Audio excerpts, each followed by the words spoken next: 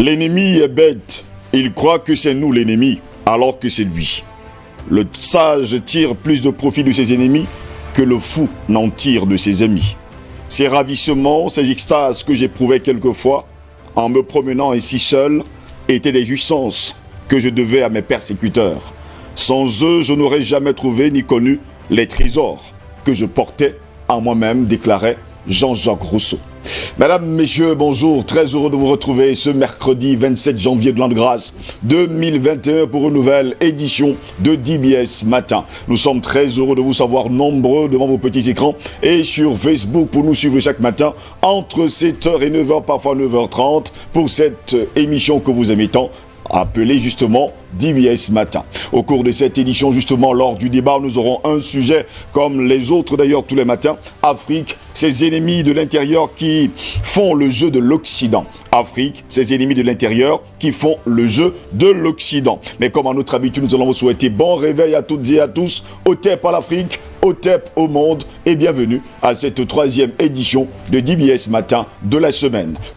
Et oui, tout le monde veut le paradis, mais personne ne veut justement payer le prix. C'est ça aussi le continent africain. Voilà pourquoi au cours du débat, nous parlerons bien sûr de ces ennemis de l'intérieur qui font le jeu de l'Occident. Et bien sûr le continent africain, tout le monde rêve du paradis. Tout le monde veut le paradis, mais parfois ce paradis, on va le chercher ailleurs. Quand on pense aux indépendances, à la lutte des indépendances, on se rend compte justement que les pères fondateurs de nos nations se sont battus ardemment et surtout justement pour notre liberté et qu'aujourd'hui nous sommes là en spectateurs, nous regardons sans absolument rien dire. D'ailleurs, un grand homme avait déclaré haut et fort un jour que, le monde est dangereux non pas tant à cause de ceux qui font le mal, mais à cause de ceux qui regardent sans rien faire. Il est donc l'heure aujourd'hui que les Africains se lèvent d'un commun accord, unis par les mêmes mains et surtout dans le même cœur, pour sauver ce continent qui est le nôtre, qui est la mère de l'humanité. Il faut le dire comme ça, c'est la terre-mère de l'humanité. Mes deux mousquetaires sont là ce matin pour la revue de presse. Mange Benachus, good morning and welcome. Good morning, Steve. Good morning to our viewers. Steve, permit me this morning to greet those who are watching at us from Awai. Awai is a locality in the outskirts of Yaoundé. I'm thinking of Miss Ngoran Irene and Mama Grace Mayen. They are in Awai. Bon, ce sont des téléspectateurs de DBS Matin. Yes. Bon, on va leur dire bonjour alors. Hein. À Hawaii. No, Awai. Hawaii. Yes. That's how the locality is called, in the outskirts of Yaoundé. On va pas dire Hawaii? Well, that may be the right. C'est écrit A-W-A-E. That may be the right pronunciation, you know, correct. Those of us from indigenous may not be able to pronounce it as they would have pronounced. Maybe from there, that's how they would have pronounced it, Steve. And then today, I want to talk especially to teachers in our schools, especially in the university lecturers. You know, Steve, since yesterday, they are engaged in a 5-day strike over research, and I will want to challenge them to take their research deeper and help us fight this coronavirus. We have universities in Cameroon. We are talking about research, and we are talking about a pandemic that has been terrorizing the world. What are Cameroonian researchers, especially university researchers, talking about this pandemic? Should we just take the vaccine that will be coming from Europe, like ministers? Est-ce que l'État du Cameroun leur donne justement les moyens pour faire toutes ces recherches? Maybe that's why they are striking. But I think that before then, if they are striking today, it means they have been working. Maybe what have they been doing since last year, Steve? Bon, on verra bien. Mais je pense quand même ils sont très nombreux qui font de grands efforts. Avec les petits moyens qu'ils ont, on espère qu'ils vont trouver justement des solutions. We hope so, Steve. On ne va pas également oublier j'aime pas appeler médecins traditionnels, mais bon, disons-le comme ça, qui font quand même de belles et grandes choses également avec les moyens de bord. Of course, and when you say so, I would think of this prelate in Cameroon, in Douala, Archbishop Samuel Kleda. He declared confidently that he has cured or that he has overcome. Oh, il n'est pas le seul. Hein. Of course. Ils sont très nombreux d'ailleurs qui ont pris l'initiative, la main sur le cœur. Ils ont juré qu'ils soignent le Covid-19. So as the Shan competition will be phasing out, we would start getting the number of coronavirus cases rising in Cameroon. Of course, it has started. We already have around 1,600 new cases that have been within 1 week. Bon, so, comme ça s'est dit en France, il faudrait bien également que nous aussi nous that it should prenions... increase here. So I think that we should go back to our traditional, medicine or traditional cure that Bon, was proposed si on for veut us nous by renvoyer Samuel justement Slater. à nos décoctions, il est l'heure justement d'aller prendre les To décoctions. go back to them actually, Steve. C'est le bon moment alors. Of course, because very soon the cases will start increasing. Bon, je vais me Immediately tourner after vers the Jackson Jock parce que forcément lui connaît pas mal de personnes qui ont de bonnes décoctions. Bonjour Jackson Jock. Bonjour Steve, bonjour également à Vous tous. en avez pris ce matin des décoctions contre le coronavirus? Non, vous Il faudrait savez. bien qu'on en prenne comme si c'était le thé. Hein. Oui, absolument. C'est très important. Très important. Voilà. Vous savez que lorsque le coronavirus arrive en Afrique, c'est chacun qui est allé chercher la recette de grand-mère. Oh oui, justement. Par contre, c'était quelque chose qu'on n'en parlait plus. Les jeunes femmes, c'est que lorsque tu lui parlais d'une décoction, elle vous disait tout de suite que c'est l'hôpital. Mais on s'est rendu compte que la recette de grand-mère était très importante. Vous vous rappelez d'ailleurs que sur ce plateau, nous en avons parlé, les hôpitaux avaient été abandonnés. Voilà. Oui, justement, tout le monde avait peur d'aller à l'hôpital et tout le monde s'est rué entièrement et totalement vers les recettes de grand-mère et surtout vers les plantes médicinales. Il y en a d'ailleurs énormément sur le continent africain et je pense, pour ma part, que comme l'artémisia, on n'a qu'à prendre cela comme, c'est comme du thé le matin, à midi et pourquoi pas le soir. Absolument. Vous me permettez ce matin de saluer justement tous les enseignants des universités. Vous savez, ce sont des gens qui nous ont formés et nous avons du respect envers ces gens-là. Et seulement les enseignants d'université? oui, je les salue Je particulièrement. dis seulement Non, là, ce matin particulièrement, je les salue. Je les salue ce matin et vous comprendrez pourquoi je le fais ce matin. Je pense que nous sommes à une période de grève. Et vous savez que la grève signifie un ras-le-bol. Justement, mais ce que je ne comprends pas dans cette affaire, c'est que justement, il est vrai que c'est la dotation spéciale, c'est une prime de richesse, c'est une dotation spéciale du chef de l'État en tout cas. Mais il se trouve que ça a des relents justement politiques, parce que ceux qui sont justement en charge de ce syndicat sont beaucoup plus des hommes politiques que des enseignants. Des enseignants. Oui. Et vous savez, nous sommes dans un moment où nous devons nous-mêmes comprendre notre pays. Et dans un pays comme le nôtre, qui a tout ce que nous connaissons, il y a des priorités qui se gèrent. Je ne voudrais pas dire qu'on doit payer, on ne doit pas doter des enseignants de leurs primes spéciales, mais je voudrais dire qu'il faut que les gens comprennent aussi qu'il y a des priorités quand on a un pays comme le nôtre. Maintenant, ils peuvent attendre. Je crois que ça ne doit pas dégénérer parce que quand ça commence du côté de Douala, Yaoundé, et dans d'autres régions, je crois que ça va être très compliqué. Et vous savez justement que la grève des enseignants du supérieur, parfois les étudiants prêtent main à leurs enseignants. Donc ça peut dégénérer en autre chose. Donc il ne faut pas jouer avec le feu. Il faut simplement comprendre que il faut causer maintenant avec le ministre de l'enseignement supérieur, leur dire à quel moment justement on va leur reverser leur prime spéciale. Et je crois qu'il faut que les uns les autres se calment un peu. On n'en a pas besoin de plusieurs fronts au Cameroun. Donc je crois que pour moi c'est ce que je voulais dire ce matin, que oui, il faut leur payer justement leur prime spéciale. Maintenant, il faut aussi qu'on s'entende, qu'on comprenne que nous sommes tous au Cameroun, on sait comment ça se passe et il y a des priorités à gérer. Et justement, quand on parle de grève, on ne peut pas également oublier le 1er février prochain. Dans l'administration publique privée, justement, ils vont battre le pavé dès le 1er février. Oui. Il faut d'ailleurs dire qu'il y a plusieurs entreprises publiques, parapubliques et même privées qui ont pris l'initiative de battre le pavé dès le 1er février prochain pour parler, enfin, vous avez parlé du ras-le-bol, hein, je pense que c'est le ras-le-bol. J'espère seulement que ça ne va pas se transformer en une grève générale dans tout le pays. Messieurs, vous êtes là pour la revue de presse. C'est une nouvelle journée de nouvelles informations traitées par nos confrères de la presse écrite. Tout de suite maintenant, la première partie en langue anglaise.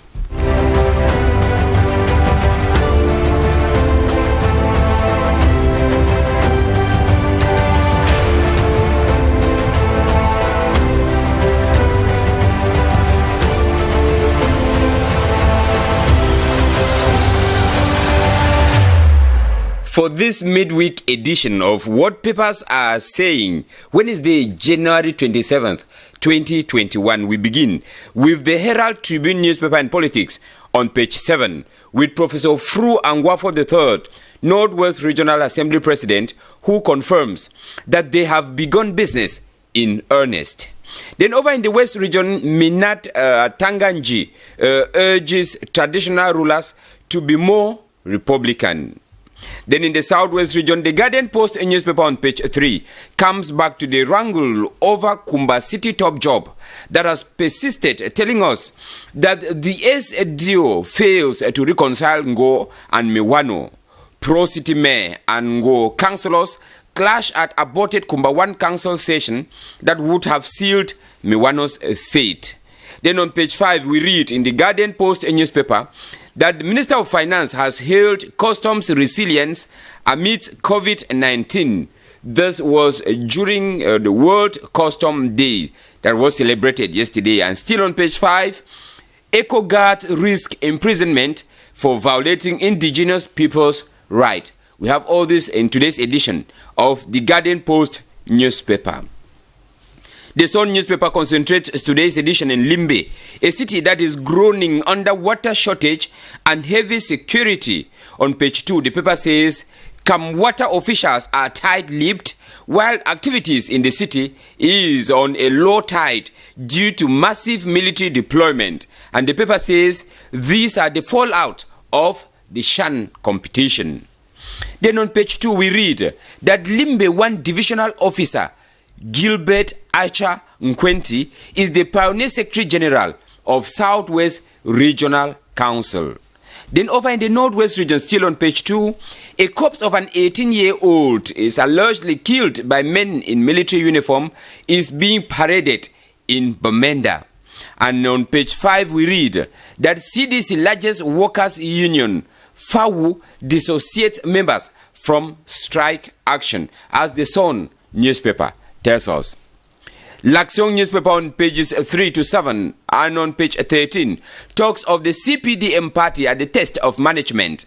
Leading 9 out of 10 regional councils in the country, the paper thinks that the party should activate every strategy so as to merit the confidence bestowed on them by the people as they work for the well-being of the population. Then on the violence in the Northwest and Southwest regions, the paper says women known as Marfos, under the urges of their peer Judith Yaj Sunday, the general manager of Camtel, last Sunday turned out at the Commercial Avenue in Bamenda to protest again. And in sports, the paper looks at the decisive phase of the ongoing Shan 2020 that begins with the quarterfinals this coming weekend, where the 8 countries on schedule would have to go an extra mile so as to qualify for the semi-finals. It is on the same issue on sports that a Mejang's newspaper has titled, looking at how the Lions are preparing to confront the Democratic Republic of Congo. Then on page 3, the paper talks of houses to be demolished in Bamenda to pave the way for road construction projects in that part of the country. We take La Missive newspaper, a bilingual weekly, on the ongoing tussle in Camtel, saying on pages 6 to 7 that Minute Libom Li Likeng wants to drown Judith Ya Sunday as the latter struggles to launch the mobile telephone network of Camtel. Le Messager newspaper talks about the issue of Mendoze, the former general manager of CRTV, who is now looking up to a head of state who is insensible and unmovable. Marlene Mvutu, on her part, says that Mendoze is not that sick as they are saying. The paper on pages 4 to 6 looks at the silence of Paul Biya. Then on health issues, the paper takes the worries of a coalition against COVID-19 vaccine, saying Cameroon is in a laboratory of uncertainty. African papers begin from South Africa with the Sowetan Live newspaper that reports that the pillaging of railway infrastructure continues unabated at various non-operational train stations in Gauteng despite the reopening of several routes since the easing of the hard lockdown last year. The Passenger Rail Agency of South Africa has estimated that it could take up to 3 years for normal train operations to return to full capacity nationally due to the level of destruction of infrastructure along railways in that country. Then in East Africa, the Herald newspaper in Zimbabwe reports that Acting President General Dr. Constantino Chiwenza will today officiate at the historic triple burial of Foreign Affairs Minister Lieutenant General Sibusiso Moyo, Minister Joel Bigi Matiza, and former prison chief Major General Paradzai Zimondi at the National Heroes Arc in Harare today. In Rwanda, the New Times newspaper informs us that the potential impact of COVID-19 pandemic on people's mental health is an increasing global concern. Measures such as physical distancing and imposition of lockdowns have been implemented in response to the rising number of COVID-19 related cases and deaths. Meanwhile, these might have curbed the spread of the virus. They are, on the other hand, posed adverse effect on the people's mental well-being. The Guardian newspaper in Britain, for papers out of Africa, tells us that Johnson's leadership is under scrutiny as COVID figures exceed 100,000, with the Prime Minister saying he is deeply sorry as he faces questions over death toll. The same information we have in today's edition of the Scotsman newspaper in Scotland that carries today saying Britain counts the cost of COVID as the UK is the 5th country to pass grim milestone of 100,000 deaths, and that Johnson takes full responsibility for the action of his government. Steve, these are some of the information that we could have for this midweek edition of Press Review this morning. Pendant ce temps, du côté de la Grande-Bretagne, c'est toujours le même topo, on va le dire comme ça. Le Covid-19 fait toujours des ravages. On est dans le reconfinement et pendant ce temps également, du côté de la France, on pense à un 3e reconfinement. Eh bien, on a l'impression que l'Europe va se reconfiner et à se demander d'ailleurs si les Européens ne sont pas assez vigilants. That is the issue, Steve. What is happening with this lockdown and the cases? Tous les jours, non. Moi, je ne sais pas s'ils comprennent encore le jeu. En tout cas, revenons au Cameroun avec The Sun qui parle justement les mauvais côtés du Chan, du côté de Limbe. Et bien, de ce côté-là, on se rend compte qu'il y a des coupures d'eau et surtout d'électricité. Et surtout, on va dire que la sécurité n'est pas au maximum, mais plutôt très minime, selon nos confrères de The Sun ce matin. Prenons les journaux et quotidiens à la langue de Molière avec Jackson Jog ce matin. Commençons par l'enseignement supérieur, le quotidien. Le jour note la grève des enseignants dans les universités d'État. Dans le journal, lire écho du mot d'ordre lancé par le syndicat national des enseignants du supérieur et puis des reportages à Yaoundé, Douala et Ngaoundéré. Une autre affaire, c'est celle du professeur Mendozé. Le quotidien, le messager note les silences de Paul Biya, alors que l'ex-DG de la Shark TV a le regard tourné vers le chef de l'État insensible et amnésique, dit le journal. Marlène Mvotou fait diversion, nous apprend le journal.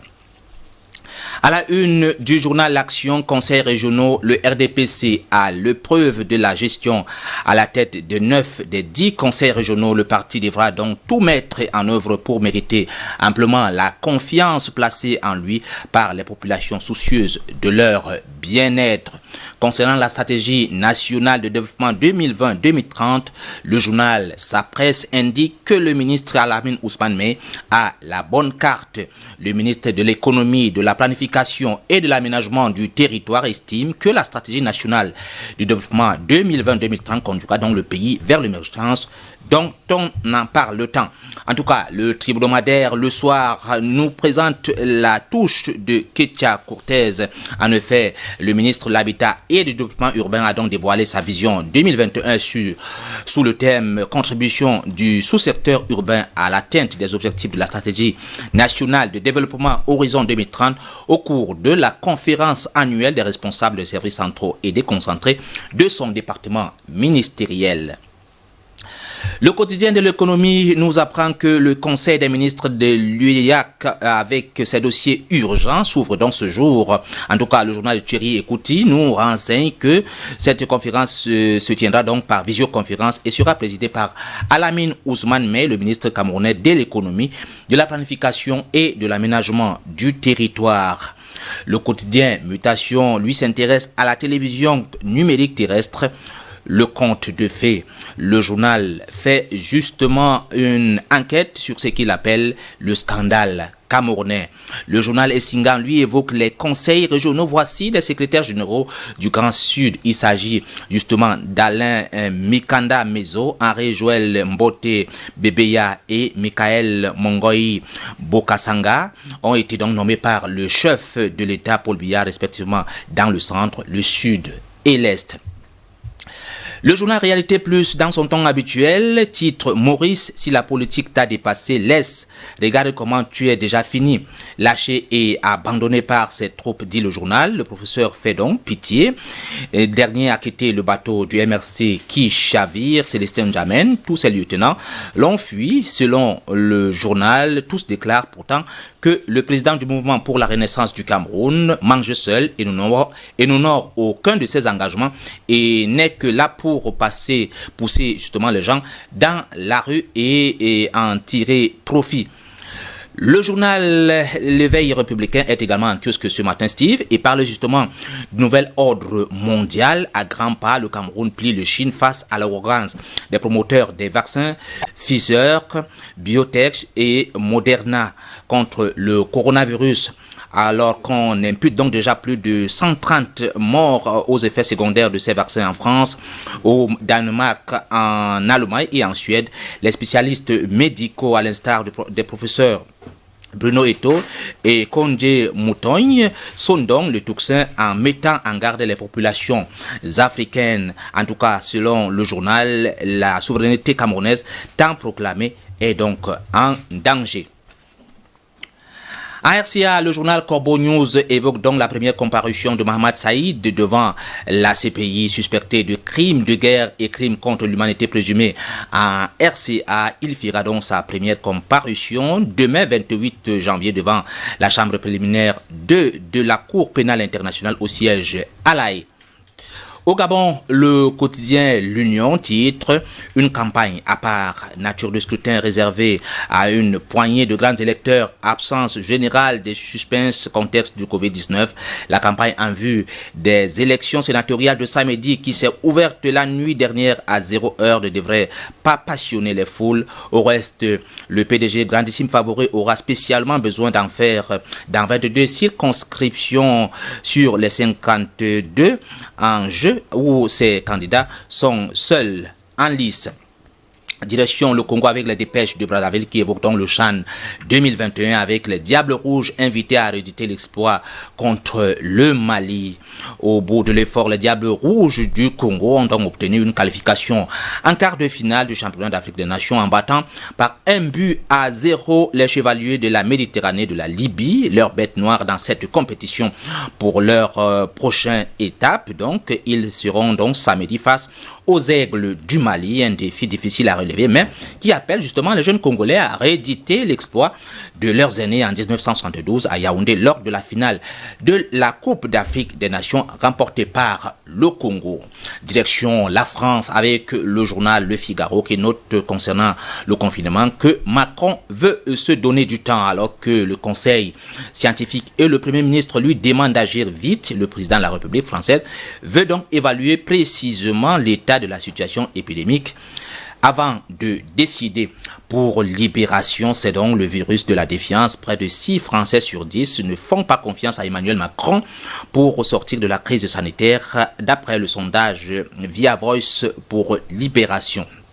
On termine par le quotidien sportif L'Équipe, titre Éternel Vorleys, en parlant justement de ski alpin géant. À 31 ans, la Française a donc remporté hier le géant de Scrompat en Italie, sa 14e victoire en Coupe du Monde. Voilà, Steve, quelques journaux à notre possession ce matin. Le reste, c'est en kiosque ou chez votre marchand de journaux, ça coûte simplement 400 francs CFA. 400 francs CFA, il faut toujours le rappeler pour nos confrères et surtout pour nos téléspectateurs. Il faut toujours aller vous enquérir de toutes ces informations en achetant un journal. C'est entre 200 et 400 francs sur le continent africain. Et parfois, vous allez trouver un magazine entre 1000, 1500 et 2000 francs CFA. C'est toujours bien d'avoir des informations. Ça nourrit également le journaliste parce que le journaliste ne vit que de cela. Si vous ne payez pas le journal et que vous passez la majeure partie du temps à regarder seulement la une, parce que je vois souvent les bensikineurs dans les points de presse, vous savez pas, c'est grave quand même, là où on vend la presse. Et dès qu'ils ont regardé la grande une du journal, ils se disent qu'ils ont toute l'information. Ce qui est faux. Faut toujours fouiller. Et après, c'est les discussions éphémères, on se bagarre après, alors qu'on n'a pas eu réellement l'information. Messieurs, revenons justement avec les à côté du CHAN 2020-2021. Eh bien, de ça, nous dit ce matin que du côté de Limbé, on a l'impression que ça va très mal. Pourquoi? Eh bien, Jackson Jock, de ce côté-là, il n'y a pas d'eau. Il y a des problèmes d'eau, des coupures d'eau. Actually, Steve. Et la sécurité est tellement minimale. Steve, the paper says the situation in Limbe is, a situation to worry with because there are water shortages. And if you look at the images on the papers, you will actually see that you see people who are queued up to get water. Limbe, that is actually being bordered by the Atlantic Ocean, is not having water, Steve. And the paper tells us that these are the fallout of the CHAN competition. The zone or the team that were playing in Limbe, they have rounded up, and now the people have started suffering the after effect of the competition, according to the paper. And the paper also indicates that in as much as there is water shortage, Cam water officials in that part of the country are tight-lipped. On voit d'ailleurs la grande une de The Sun ce matin, la photo à la une de ce journal, des personnes qui ils sont en rang d'ailleurs, avec leur bidon pour aller chercher justement de l'eau. Yes. C'est très grave.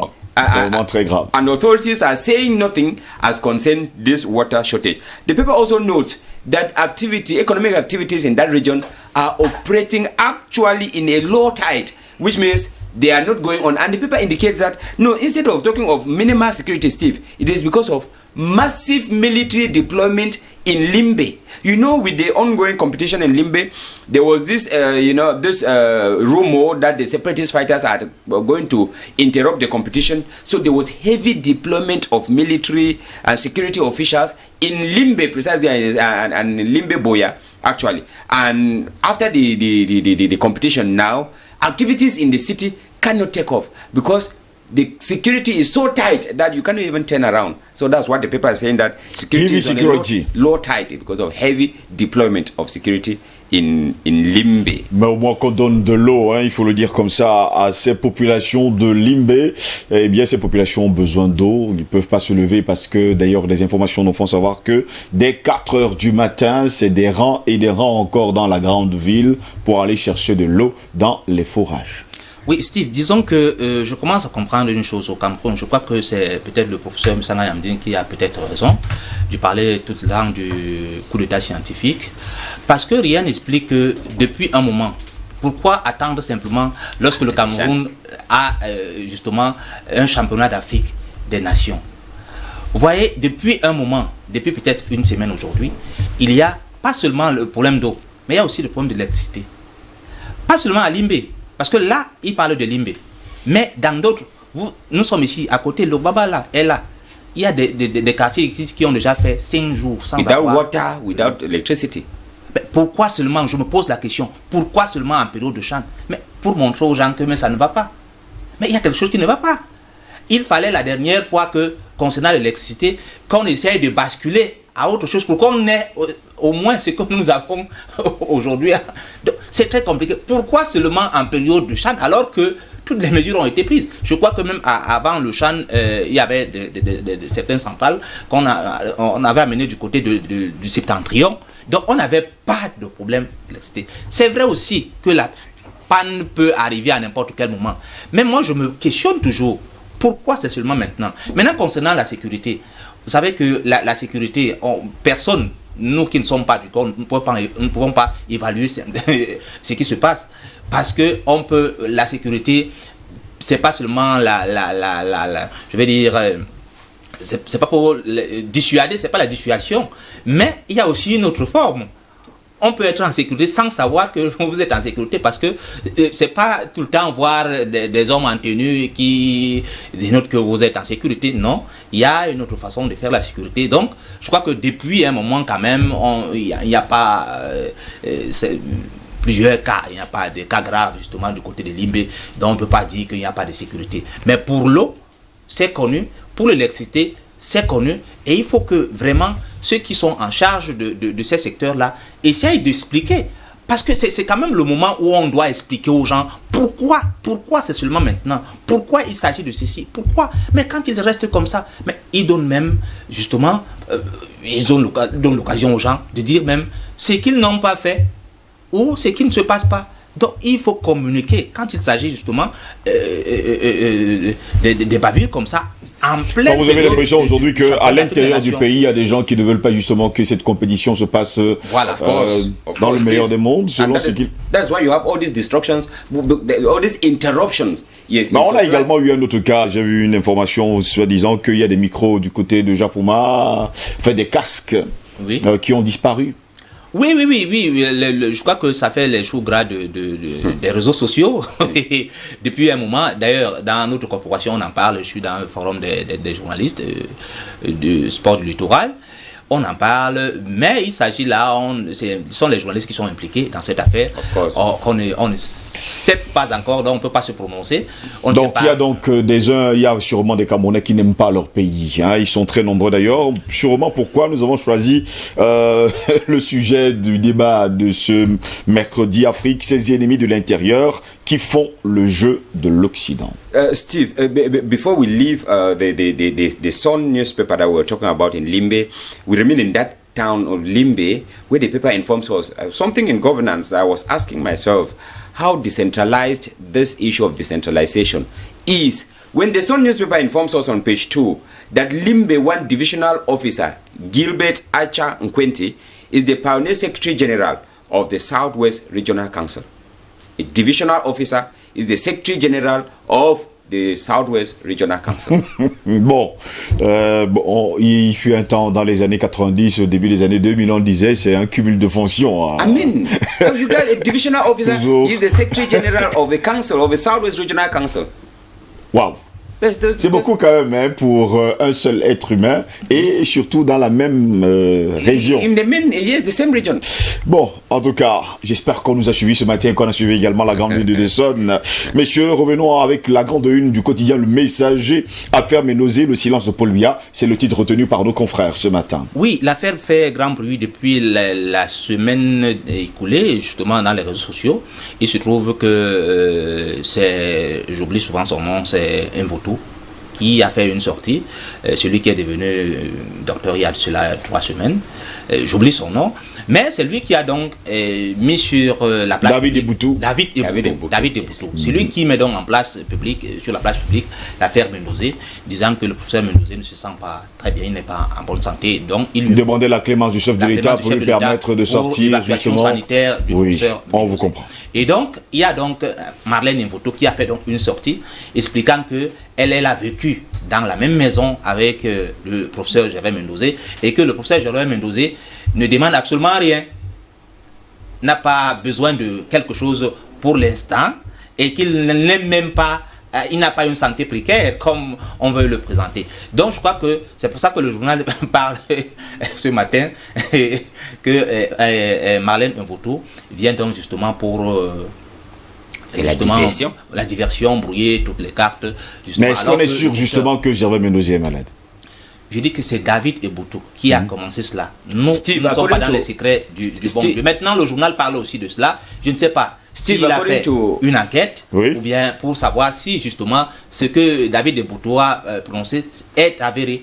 Donc, on ne sait pas encore, on est dans la spéculation. Steve, according to there was a paper that spoke about this issue last Monday that the former general manager of CRTV is not in a good shape in terms of health. But if you listen to what David Eboutou said, he said he visited him and he was lying on his bed and could not even get up. And the only thing he could ask for was that they should give him his crucifix and a Bible or something like that. And even his voice, that his voice was, already. Disait qu'il n'avait pas une très grosse voix, alors vous devez savoir. Yes, but for somebody who knew him, like David Eboutou, he says that the man has been, so feeble, even to get up is a problem. And when he was leaving, Ménosé told him, if you will come back and meet me. And from the way he said it, you really see it, from the way David was relating, he said that the man is in a situation that anything can happen at any moment. So Doubting is On another vous a issue compris, now. messieurs. Terminons rapidement avec la grande une de l'éveil républicain que j'ai retenu dans votre revue de presse ce matin. Nouvel ordre mondial à grands pas. Le Cameroun plie les Chines face à l'arrogance des promoteurs des vaccins Pfizer, BioNTech et Moderna contre le coronavirus. En tout cas, ces informations sont à lire dans les journaux et quotidiens choisis par mes confrères et surtout mes mousquetaires ce matin. Messieurs, je vous souhaite de passer une bonne journée. Je vous en prie. Have a good day, Magavenasius. Thank you, Steve. And If God like it, tomorrow is another day. we'll be there. Demain est un autre jour. Dans un instant, nous allons entrer dans le vif du sujet avec le débat. D'ailleurs, le sujet qui nous intéresse, Afrique, ses ennemis de l'intérieur qui font le jeu de l'Occident. Ces ennemis de l'intérieur qui font le jeu de l'Occident. Et parfois, ils sont très nombreux. Le sujet qui nous intéresse dans le débat de ce mercredi 27 janvier de l'an de grâce 2021, Afrique, ces ennemis de l'intérieur qui font le jeu de l'Occident. C'est le thème choisi pour vous ce matin. On espère tout simplement que, nos invités s'asseyent et ils sont d'ailleurs là pour cette autre édition de DBS Matin. Patient Parfendom, bonjour, bienvenue à vous. Bonjour Steve, bonjour à toute la galaxie DBS, la matinale. Bonjour à l'encadrement technique, grâce à qui nous avons de très belles images et une qualité d'écoute vraiment de très haute facture. Merci beaucoup pour cette invitation. Je commencerai pas par un coup de gueule, mais c'est peut-être un vœu. Apparemment, les Lions indomptables sont qualifiés pour les quarts de finale et viendront jouer à Douala. Mais pour l'instant, vraiment, la qualité de jeu de nos indomptables, ça désirait. Moi, j'ai vu un match hier, Togo, je crois, Rwanda. On voit quand même les jeunes qui se dépensent, mais surtout les jeunes qui marquent des buts. Alors, peut-être le grand temps pour toi, monsieur Steve Ngos, de revertir le maillot pour on veut des buts. Bon, malheureusement, je ne sais pas. Je suis dépassé vraiment de voir la qualité. J'ai arrêté de le faire depuis longtemps. La qualité de jeu des indomptables. Il faut faire quelque chose. Peut-être qu'au vu de ce que je vois là, il serait peut-être temps de laisser avec des histoires, des amis, des copains. Comprendre un gamin et qu'on laisse les jeunes jouer au football. Le football, c'est pour les jeunes.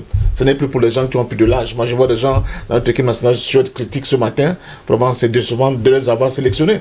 Alors, quand on voit une jeune équipe de Togo, même éliminée, mais avec la promesse, surtout l'envie, surtout cette fraternité qu'ils ont créée autour de ce tournoi, malgré qu'ils soient éliminés, ça présage d'un avenir meilleur, des jours meilleurs pour cette équipe nationale, à mon sens, si cet encadrement continue comme ça. Donc vraiment, le problème du Cameroun, avec ces gens-là, qui recrutent des joueurs dont c'est visiblement qu'ils ne vont pas apporter grand-chose à l'équipe, il faut arrêter avec cette affaire-là, il faut innover, il faut faire confiance à la jeunesse, surtout qu'on a du talent, et à en revendre dans ce pays. Je suis très étonné de constater que c'est cette équipe qui est incapable de marquer le moins de buts qui va nous amener peut-être en finale. On peut mal commencer et bien terminer. Non, on la l'espère. qualité des jeux nuls, quart de finale, on verra bien. Nul, je ne sais pas comment on va faire. Peut-être le football, c'est pas la magie, c'est aussi les mathématiques. Il faut être quand même honnête. Alors, à moins d'être mathématicien, il faut quand même être bon joueur aussi. Voilà. Il faut avoir de l'élégance dans le jeu. À moins qu'on soit comme Oruno qui dit l'essentiel, ce n'est pas le jeu, c'est la victoire. Non, je dis c'est une fête. Il faut se faire plaisir, il faut donner vraiment à rêver à la jeunesse par un beau football, par un football de qualité. Voilà. On l'espère que ça va changer. Déjà il faut préciser par ailleurs que les joueurs de DBS vont jouer samedi prochain également. Contre qui? Je pense que contre CTE et Nextel. Ouais. J'aimerais bien voir ça. La chante donne des envies, quoi. La chante donne des envies. Paul est là, bonjour, bienvenue à vous. Bonjour Steve, bonjour à tous ceux qui nous regardent, bonjour à mes co-panélistes que vous avez présentés, bonjour à Parfait. Merci Paul. Et bonjour à tous ceux qui nous regardent de par le monde, aux techniciens qui travaillent d'arrache-pied pour que cette émission soit possible. Et je suis à votre disposition. Merci d'être là ce matin. On va dire également que samedi prochain, ils sont nombreux d'ailleurs qui vont jouer. Je vois Thierry Selani, il est debout, il sera libéraux. Mais bon, on verra bien. Eric Pépin Mikaï, bonjour, bienvenue à vous. Bonjour Steve, bonjour à l'ensemble de mes copanélistes, bonjour à nos milliers de téléspectateurs. Et surtout bonjour à l'ensemble de nos téléspectateurs qui sont en région. Je pense aux villes de Zeka, de Déa, mais également aux villes de Marois et Garoua. Merci. Albert Anatola ici, bonjour, bienvenue à vous. Bonjour Steve, je salue mes co-consultants, je salue le Cameroun, je salue l'Afrique, je salue le monde, je salue, n'est-ce pas, toute l'équipe, toute la matinale, enfin, tout ce qui gravite autour, n'est-ce pas, de cette tribune. Je salue ceux qui nous regardent du côté de la présidence de la République, où j'ai reçu des coups de fil, de nombreux coups de fil hier, justement par rapport à l'émission d'hier. Mon coup de gueule ce matin, écoutez Steve Ngos, Ça fait plusieurs décennies que le gouvernement camerounais multiplie des campagnes d'assainissement du fichier solde d'élite. Dans l'optique justement de traquer des salariés fictifs, et c'est certainement aussi de soulager le trésor public de quelques billets de banque. Et il y a quelques jours, j'ai échangé avec un expert financier. Dans cet échange, il m'a fait des révélations qui m'ont ahuri. C'est-à-dire que je vais vous donner quelques clichés. Les faux diplômés dans la fonction publique font perdre à l'État 2000 milliards de francs CFA par an.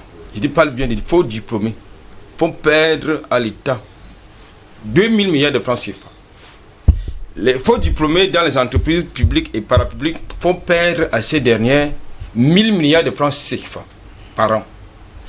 Les collectivités territoriales décentralisées font perdre à ces dernières 700 milliards de francs CFA par an. Alors l'État, qui multiplie les taxes et les impôts, a donc là un créneau pour justement récupérer de l'argent. Mais pourquoi on ne va pas de ce côté-là? Parce que justement, si on y va, il y a deux conséquences. La première conséquence, c'est qu'il y a des gens qui vivent de cette affaire-là. La seconde conséquence, c'est que les faux diplômés auront des surprises. Auront justement de grandes surprises, c'est ça aussi, c'est ainsi que va le Cameroun. On espère tout simplement que le problème sera résolu dans les jours à venir. Messieurs, le sujet qui nous intéresse, Afrique, les 16 ennemis de l'intérieur qui font le jeu de l'Occident, c'est le thème de ce matin. Mesdames, messieurs, bienvenue à toutes et à tous. Voici le débat.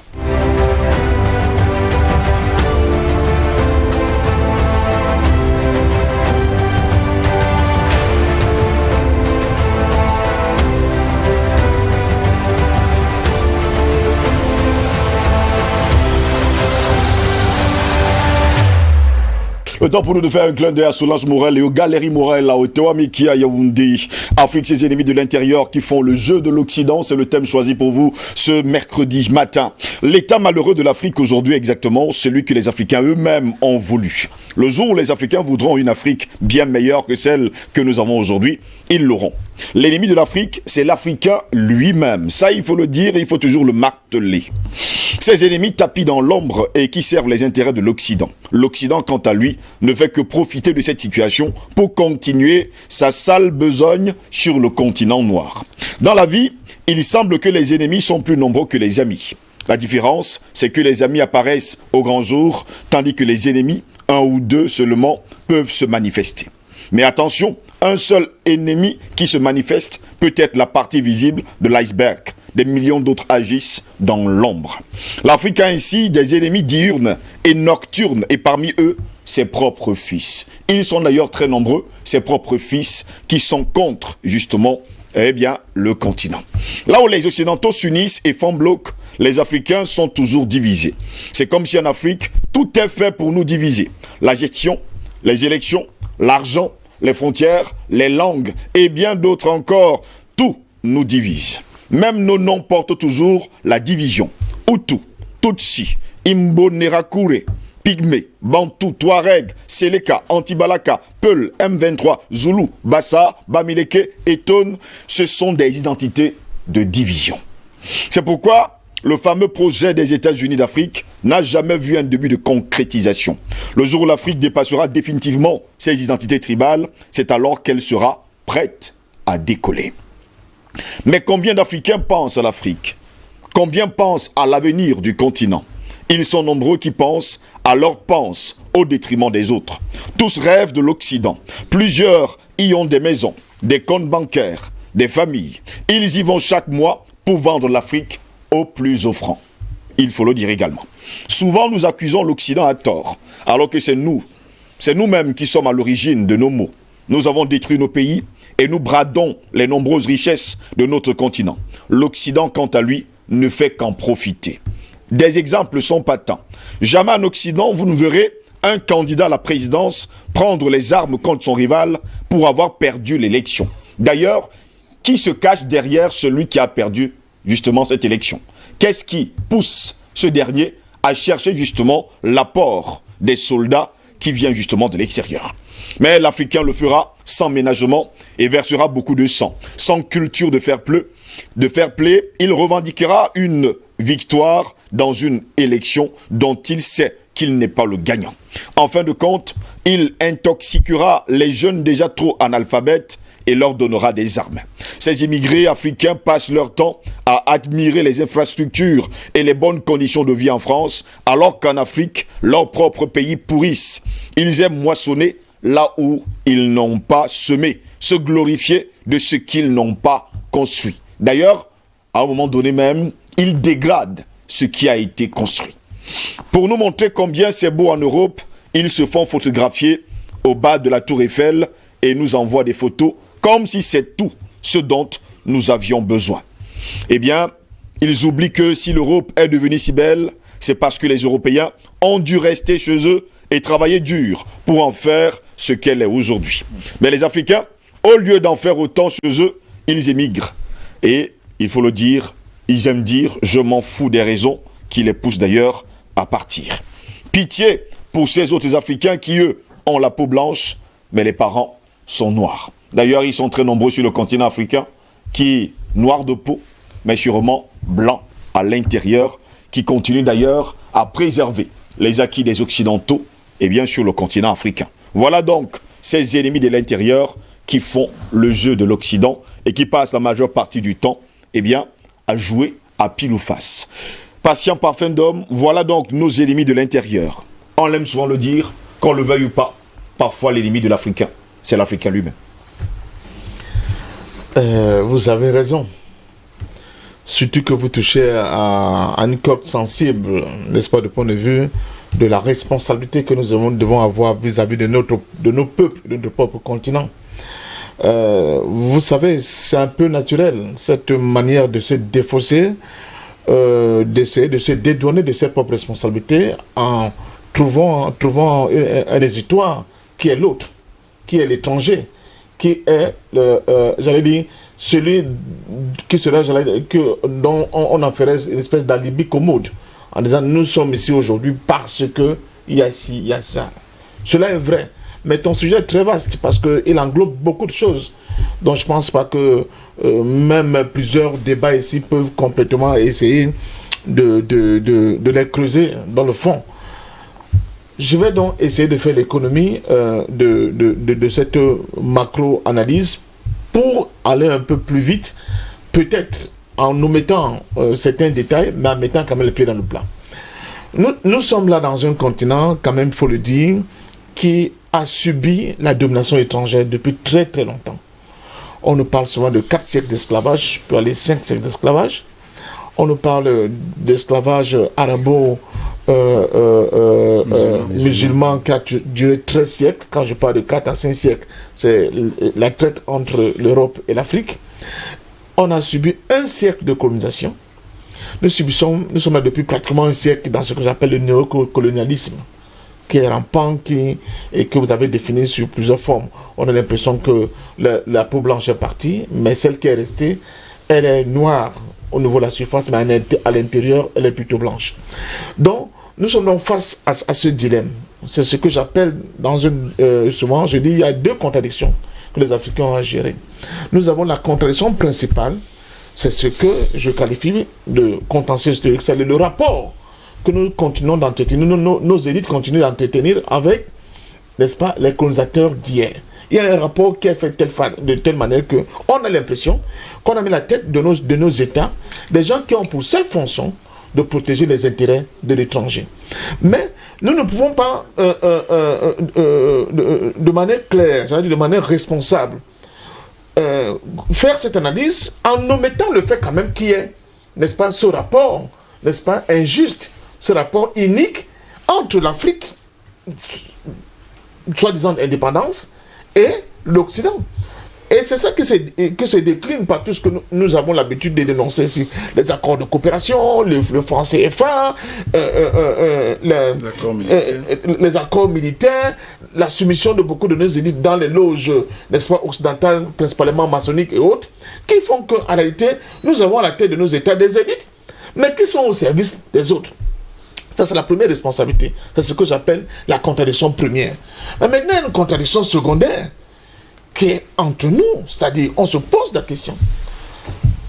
On évacue le fond des problèmes dans des espèces de diversion. Parce que, par exemple, la question du tribalisme, moi, je l'appelle les exacerbations des contradictions ethniques. Si on parle de tribalité, elle est tout à fait naturelle. C'est normal que j'aille chez mon ami triple A et que je mange très bien un bon nameondo avec le bâton. C'est la spécificité. Je ne parlerai pas comment on appelle ça, de Ntouba, de quelque chose, c'est sa spécificité. Au lieu que cela constitue quelque chose qui peut nous diviser, au contraire, cette divergence, cette nouvelle chose que je découvre chez lui, doit plutôt être une dynamique qui doit développer la richesse, n'est-ce pas, des variétés de mets sur notre continent, sur le plan culinaire. Donc, les gens trouvent que celui qui mange d'un cuit n'est pas assez développé que celui qui peut manger, je ne sais pas, d'un dolé. Or, c'est faux, ce n'est pas ça le problème.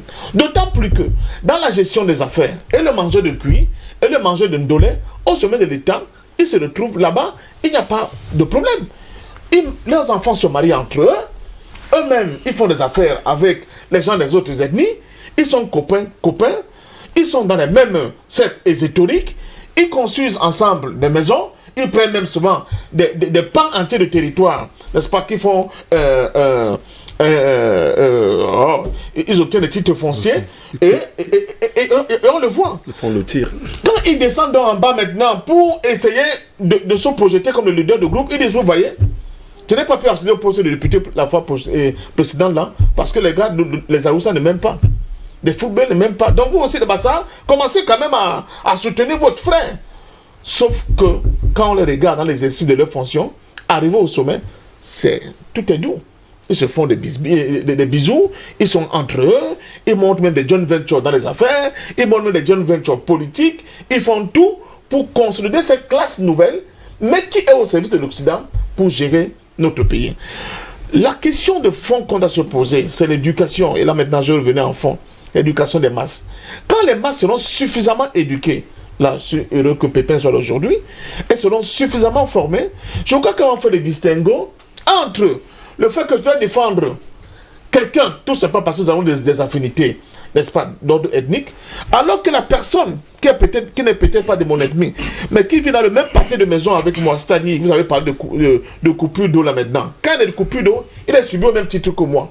Quand il y a coupure d'électricité, il est subi au même titre que moi. Quand nous avons quand j'ai le difficulté d'aller dans un hôpital, descend pour soigner un malade, il a les mêmes difficultés. Nous vivons, je vis avec les souris, il vit avec les mêmes souris. Je vis avec les cafards, il vit avec les mêmes cafards. C'est ça cette réalité que nous refusons de voir. C'est ce que j'appelle souvent l'incapacité pour l'homme noir d'avoir ce que j'appelle la haine de classe. Nous n'avons pas la haine de classe. Nous sommes là dans des choses qui ont été conçues de briques et de brocs, qu'on nous fout bien dans la tête en disant telle ethnie est comme ça, telle ethnie est comme ça. Conséquence, nous avons donc justement des gens à la tête de nos États qui ne sont pas au service du peuple, qui ne sont pas au service de leur continent, qui acceptent des choses les plus incroyables, surréalistes, que personne dans notre continent ne peut accepter. Mais comment vous pouvez expliquer, monsieur Steve Ngoz, qu'on vienne à vous dire que le tronçon, par exemple, qui part de Makak à Ezeka, l'argent a été débloqué. L'argent a été confié à une société camerounaise pour essayer d'arranger ce tronçon. Jusqu'au jour d'aujourd'hui, le tronçon est toujours dans un petit état. 545 millions. 545 millions. Et 545 millions, me dit Pépin. Et ceux qui ont pris cet argent-là, ils sont là. Hein? Ils montent, ils descendent. Ils ont des amis partout. Ils sont des intouchables. Ils ne se préoccupent pas de pauvres paysans de Makak. Ils ne se préoccupent pas de pauvres paysans de Bonjok qui ne sait pas à quel sens se vouer pour sortir son petit régime de plantain et le vendre au bord de la route où il peut lui aussi engranger un peu de bénéfice. Donc c'est ça. Mais au même moment, celui qui est dans ce deal-là, qui a bouffé cet argent, il est dans une grosse 4x4. Il a, comment on dit ça, il joue les cadors du pays, il monte, il descend, il envoie femmes et enfants en vacances en France, il a peut-être des estates, comme on dit en anglais, sur la côte californienne, et il estime que lui, la réussite pour lui, c'est de voler l'argent du pays, octroyer des faveurs à sa famille, pouvoir voyager, rencontrer les blancs de temps en temps et revenir de temps en temps au village. Je vous dis vraiment, j'étais à mes fers à Londres dernièrement. Alors là, chers amis, le champagne qu'on boit là-bas n'a rien à voir avec votre gnognotte d'ici. Hein? Donc, que ces gens-là sont même... Je me pose souvent la question si c'est le même sang qui circule dans nos veines qui circule dans leurs veines. Donc, la question est complexe parce que nous sommes des petits complexés. La plupart de ces élites africaines sont quoi? Ils sont de petits complexés. Ils ne savent pas se projeter dans l'avenir. Ils sont incapables de construire l'avenir. Construire l'avenir, c'est se mettre au travail pour que les enfants de demain, que ce ne soit pas forcément votre propre enfant, puissent faire de l'Afrique un véritable paradis. Ils ont les moyens. Nous avons les moyens. Nous avons un continent qui est un véritable scandale. Nous avons des intelligences. Nous avons... Mais, excuse-moi, je vais sortir par là. Il y a... je vais indexer ces gens-là qui ont des parchemins, qui se font appeler des intellectuels. Souvent, même dans nos familles, on les écoute parler. Oh, mais Dieu a aimé ma mère, hein, que de son ventre puisse sortir un agrégé de ma taille et que vous, la famille, je puisse vous représenter valablement. La question souvent que je pose à ces gens-là, d'accord, le moule là, qui t'a fabriqué, après quand t'es fabriqué, on l'a cassé, il y a des milliers de moules comme toi, en Afrique. Et peut-être même des moules plus performants que le moule qui t'a fabriqué. Donc arrêtez cette petite idiotie qui tend à penser que parce qu'à l'école on a toujours été premier, j'appelle ça le complexe de premier de la classe, parce que à l'école on a des diplômes, je ne sais pas quoi, donc forcément dans le village nous devons être de premier. Au point où certains mettent même un point d'honneur de ne pas donner la possibilité à d'autres intelligences ou bien d'autres fils de qualité du village de pouvoir émerger. On l'a vu, hein. Ça dit que le gars bloque, il dit que moi je suis là déjà, je n'accepte plus que quelqu'un d'autre dans cette contrée puisse avoir mon niveau. Et il est prêt à faire la part belle à quelqu'un qui ne connaît pas qu'à son propre frère. Quand on commence comme ça commence par le village, par la famille, mais aussi par le pays. C'est pour cela que vous avez voir les gens. Moi j'ai déjà vu de mes propres yeux, je ne raconte pas des histoires. Quand vous venez chez lui, vous venez vous asseoir, il dit non, ne vous asseyez pas là. Ça, c'est pour moi, c'est pour le samba, allez vous asseoir là-bas. Mais quand un blanc arrive, le blanc s'assied là à côté de lui, il rigole, il bavarde, il dit papa, il dit oui, tu sais, au Châteaubriand, je te vois sa tombe, il te raconte des conneries. Je regarde les gens là comme ça, je dis, c'est pas possible. Hein?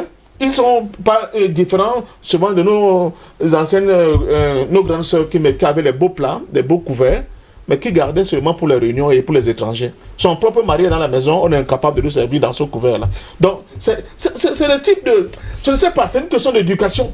Il faudra beaucoup qu'on creuse beaucoup. Mais maintenant, je dis aussi, pour finir, que dans la vie, les gens font des choix. J'insiste, dans la vie, les gens font des choix. Il y a des gens qui font des choix pour être les larbins des autres. Il y a des gens qui font des choix pour être au service de leur peuple. Quel qu'en soit ce que cela peut leur coûter. Lumumba nous a montré l'exemple, Sankara nous a montré l'exemple, Kwame Nkrumah nous a montré l'exemple, Kadhafi, dans ces dernières heures, nous a montré l'exemple parce qu'il y a deux visages de Kadhafi, nous a montré l'exemple, et d'autres qui continuent de nous montrer l'exemple, je parle de Oumiobe, Moumié, etc., etc.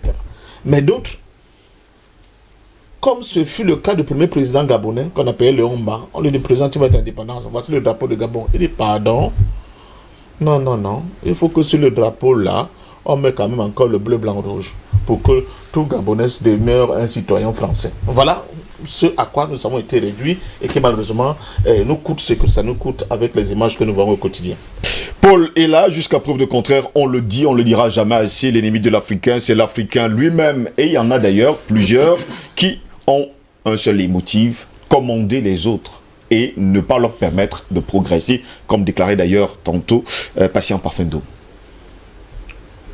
Alors, vous avez deux types d'ennemis de l'intérieur, puisqu'il s'agit d'eux. En Afrique, vous avez les ennemis de l'intérieur qui sont mandatés, qui sont les ennemis qui s'assument comme tels, qui sont des ennemis de l'intérieur qui sont des opportunistes, qui sont des ennemis actifs.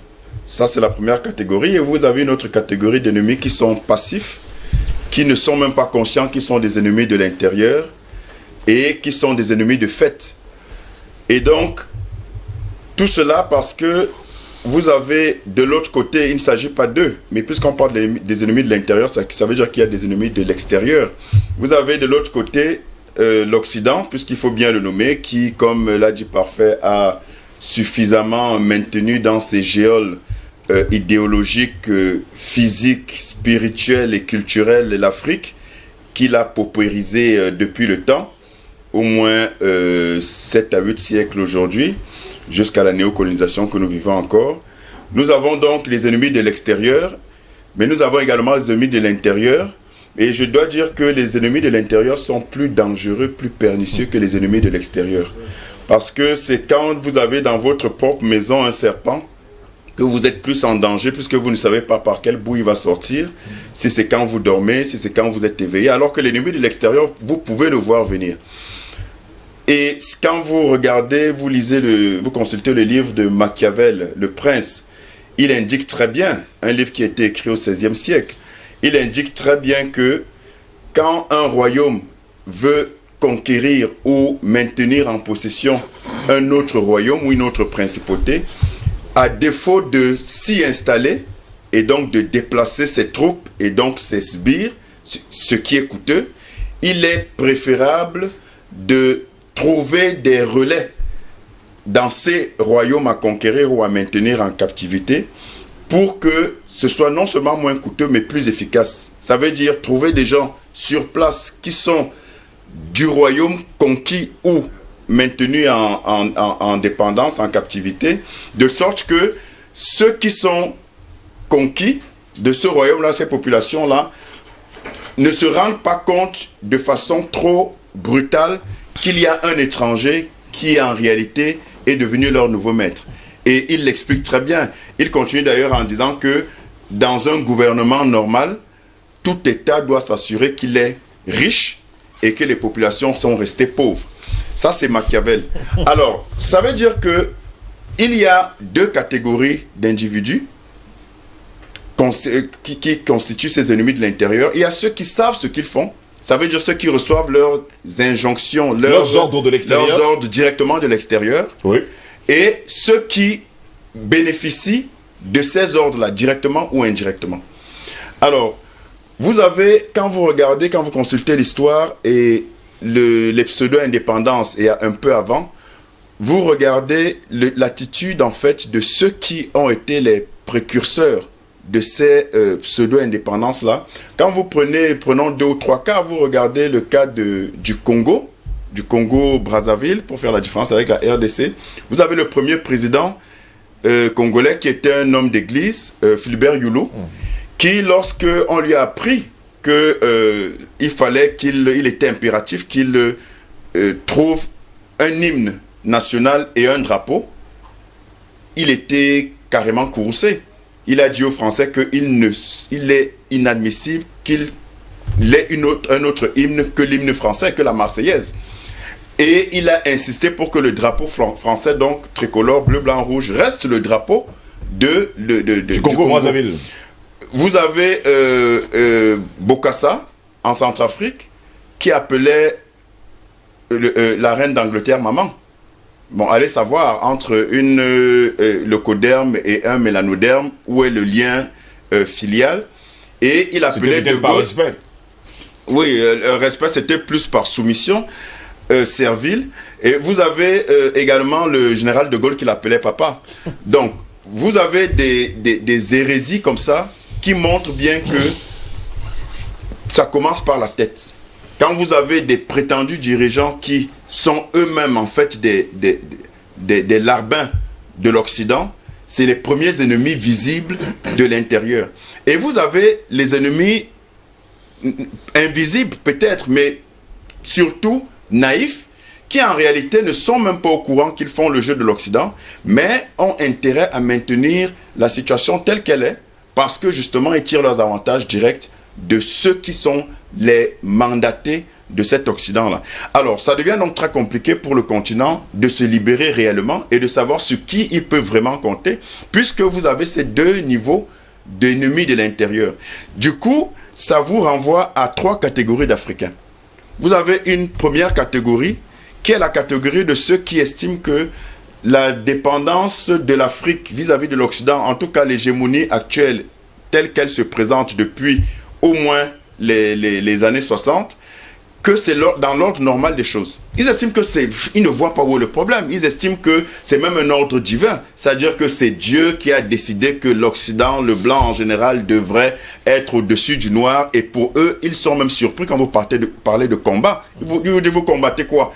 Mais le blanc, c'est le blanc. On va seulement faire. Et c'est même un honneur pour eux de se soumettre. Ça, c'est la première catégorie.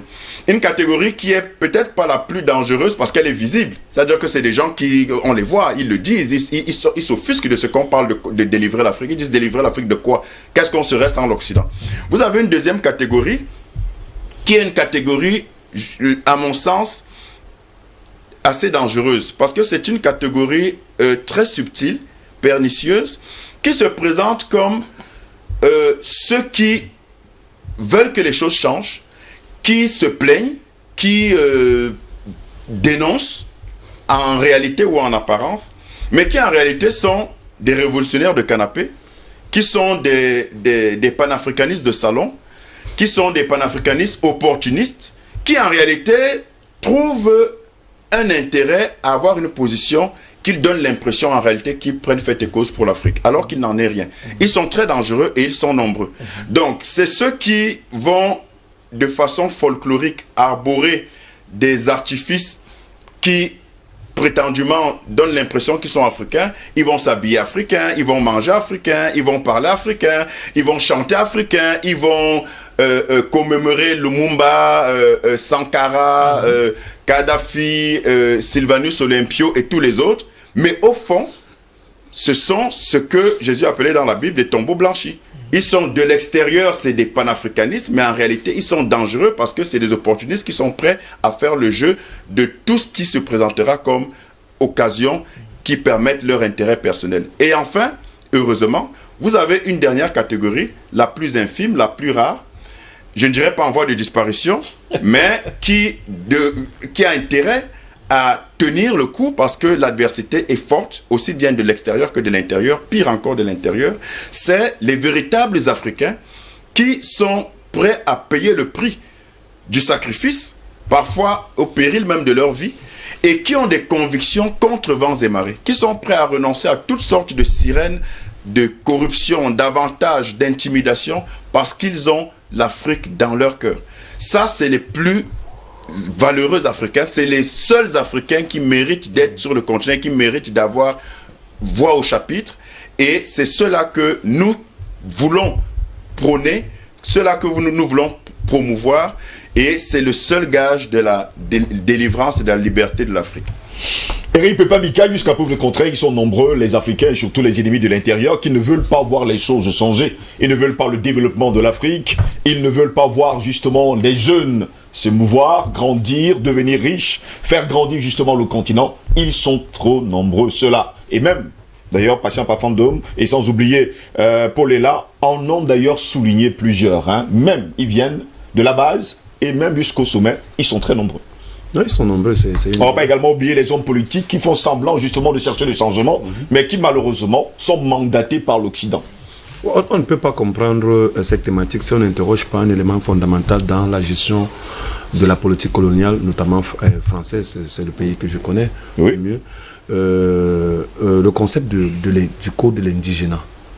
Il est très important parce que ça a été un outil de désocialisation qu'on a instauré au sein des colonies françaises pour essayer un peu de hiérarchiser les Noirs, c'est-à-dire d'essayer de les catégoriser entre ceux qui étaient jugés indigènes, parce que la colonisation également est motivée par le fait que la plupart des peuples noirs sont des peuples indigènes, primitifs, incapables de réfléchir et ne détenant pas la pensée évolutive, certainement. Donc, ce concept aussi, c'est ce concept qui nourrit l'indigénat, qui permet en sorte de faire une catégorisation entre ceux qui sont restés primitifs, rébarbatifs, et ceux qui ont connu une certaine évolution. C'est-à-dire que ceux qui pouvaient être capables de pouvoir jouer les intermédiaires entre les primitifs et la classe des colons, la classe des blancs, qui étaient installés sur le territoire. Ça fait que depuis l'installation de ce code de l'indigénat, il n'a jamais pratiquement disparu. du mode de fonctionnement de la plupart des États africains et de leurs relations. C'est devenu mécanique finalement, c'est devenu, une attitude même finalement. À la limite, c'est devenu même inné. C'est-à-dire que désormais, c'est un outil de socialisation qu'on utilise, non pas pour l'éclosion de l'Afrique, mais pour maintenir l'Afrique dans un certain état. Il y a également un tableau que je peux convoquer. Il y a en Afrique, que ce soit dans les pays francophones, lusophones ou anglophones, aucun président qui soit resté en Afrique, qui est fréquenté en Afrique et qui soit devenu président. Si on peut me le citer, en fait, des cas peuvent être rares, peut-être Cyril Ramaphosa, et la raison peut être fondée sur le fait qu'il était très impliqué dans la lutte pour la lutte anti-apartheid dans son pays. Ou alors Jacob Zuma, qui ne serait jamais allé à l'école occidentale. On peut excuser ce cas-là, parce qu'ils sont restés de manière permanente dans la lutte qui s'est prolongée après les indépendances. Mais pour le reste des présidents actuellement en exercice en Afrique, ils ont été scolarisés soit dans les grandes universités occidentales, soit ont travaillé dans les firmes multinationales occidentales. Donc du coup, à la tête des États, ils sont en réalité les relais légitimes de la pensée, de la vie de ce pays occidentaux qu'ils ont servi par le passé dans leur propre pays. Résultat des courses, on doit accorder aux pays occidentaux, là où ils ont résidé, là où ils ont fréquenté, là où ils ont servi avant, toutes les pas belles dans le développement socio-économique en termes de marché, en termes de visibilité, en termes de coopération militaire, ainsi de suite. Donc, c'est la situation à laquelle on se retrouve pour le contexte africain. Maintenant, si on revient sur votre question qui parle du fait que certains Africains seraient les tauliers du frein de l'évolution de leurs congénères, c'est une réalité. Parfait a essayé de brosser un tableau tout à l'heure par rapport à ce qui se passe généralement dans nos familles. On a un concept dans la famille, on dit que chez nous on appelle l'administrateur Ngomine, où certaines personnes disent que dans une famille, il ne peut pas avoir deux Ngomine. Donc il ne peut pas avoir deux administrateurs dans une famille. Donc si Dieu a voulu qu'il y ait un administrateur, c'est un administrateur éternel. Donc il n'est pas question de se battre pour qu'il y ait un autre administrateur à l'intérieur de la famille. Un, c'est bon. Deux, ce n'est pas bon parce qu'il risque d'avoir un affrontement et faire en sorte que le premier administrateur perde autant pour moi, tout son aura et toute sa magnificence auprès de sa petite communauté. Donc c'est la raison pour laquelle il n'est pas pensable qu'on ait deux administrateurs à l'intérieur d'une famille. Je ne parle pas d'un village, je parle d'abord d'une famille parce que ça va jusqu'au niveau du village où les gens, un certain nombre d'élites, ne veulent pas qu'il y ait un autre élite qui émerge à part lui. Et ça crée des frustrations et des tensions à l'intérieur des communautés, à l'intérieur des villages. Donc c'est un concept qui est né du concept de l'indigénat, de celui de l'évolution. Il n'y a qu'un seul intermédiaire, c'est lui qui décide du pour ou du contre par rapport à l'avenir des milliers des autres individus. Et on se retrouve donc aujourd'hui avec une Afrique qui pense que son modèle de vie est le modèle occidental ou le modèle arabe, forcément. Et ils sont prêts à se soumettre, à tout liquider pour qu'ils soient bien vus à l'intérieur de ces communautés occidentales, arabes, ces patrons juifs, qui ont pris pignon sur rue d'être des modèles de vie dans le monde entier. Et c'est la raison pour laquelle je suis d'accord avec ce que Parfait disait tout à l'heure.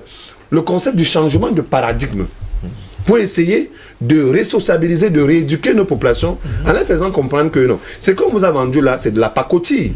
On peut avoir un autre modèle pour faire en sorte que l'Afrique ait des enfants qui pensent à l'Afrique. Moi, j'ai souvent regardé un peu pendant plusieurs années le développement d'une ville comme Douala, qui est segmentée en 6 arrondissements. Peut-être il y a un 7e arrondissement en projection. Et à chaque fois, et chapeauté par une communauté urbaine.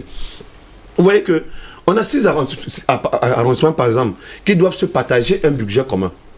Bon, maintenant, si on est vraiment dans une logique de sortir Douala des ténèbres, on peut décider sur une année, accorder ces financements à une commune et y financer les projets, évaluer ces projets. L'objectif, c'est que sur 5 ans, 6 ans, 10 ans, que la plupart des communes deviennent des petits Dubaï. Parce qu'on ne construit pas une ville avec les 500 francs, permettez-moi l'expression. On construit véritablement une ville avec un financement lourd.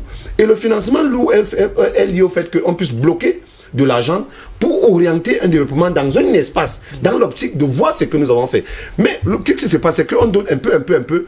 Au final, on n'a pas le temps de pouvoir vérifier ce qui se passe et on ne voit pas comment on ne voit pas l'avancée, comment il y a une certaine évolution dans le financement qu'on accorde. Du coup, on est en train de faire du surplace, mais tous les textes attestent que vraiment on a accordé les financements, on a construit tel puits. Non, parfois on a besoin d'un puits, mais peut-être un puits avec panneaux solaires.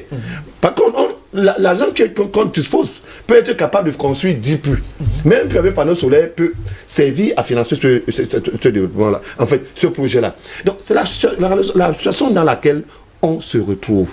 Beaucoup de nos congénères sont les tauliers, alors les relais de l'administration coloniale, qui est parti depuis 60 ans, mais en réalité, qui est resté permanent sur le territoire à travers la mentalité que les uns et les autres essayent d'implémenter sur le territoire.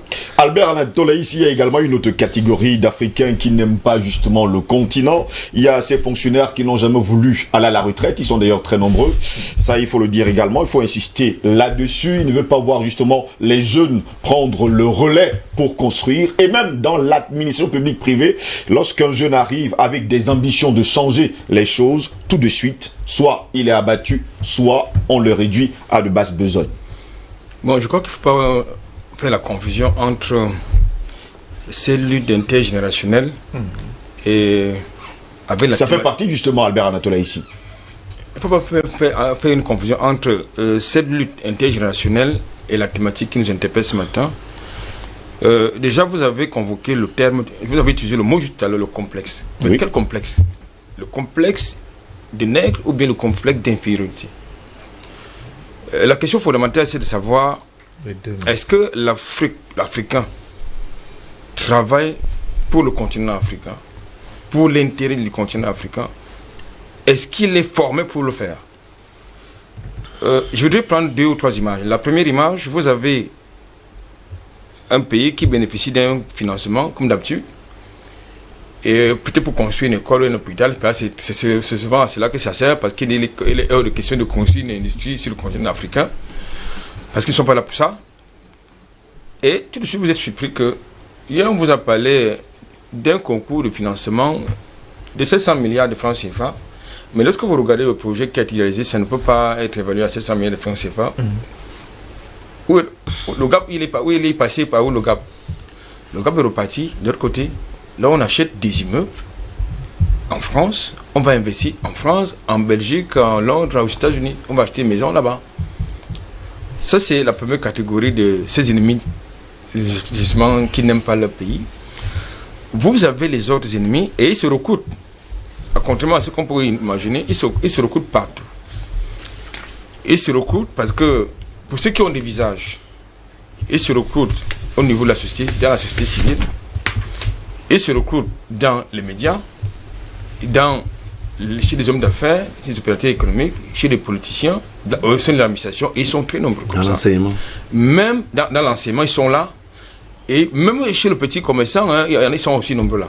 Parce que très souvent, les rôles sont répartis selon qu'on est au bas de l'échelle ou au sommet de l'échelle.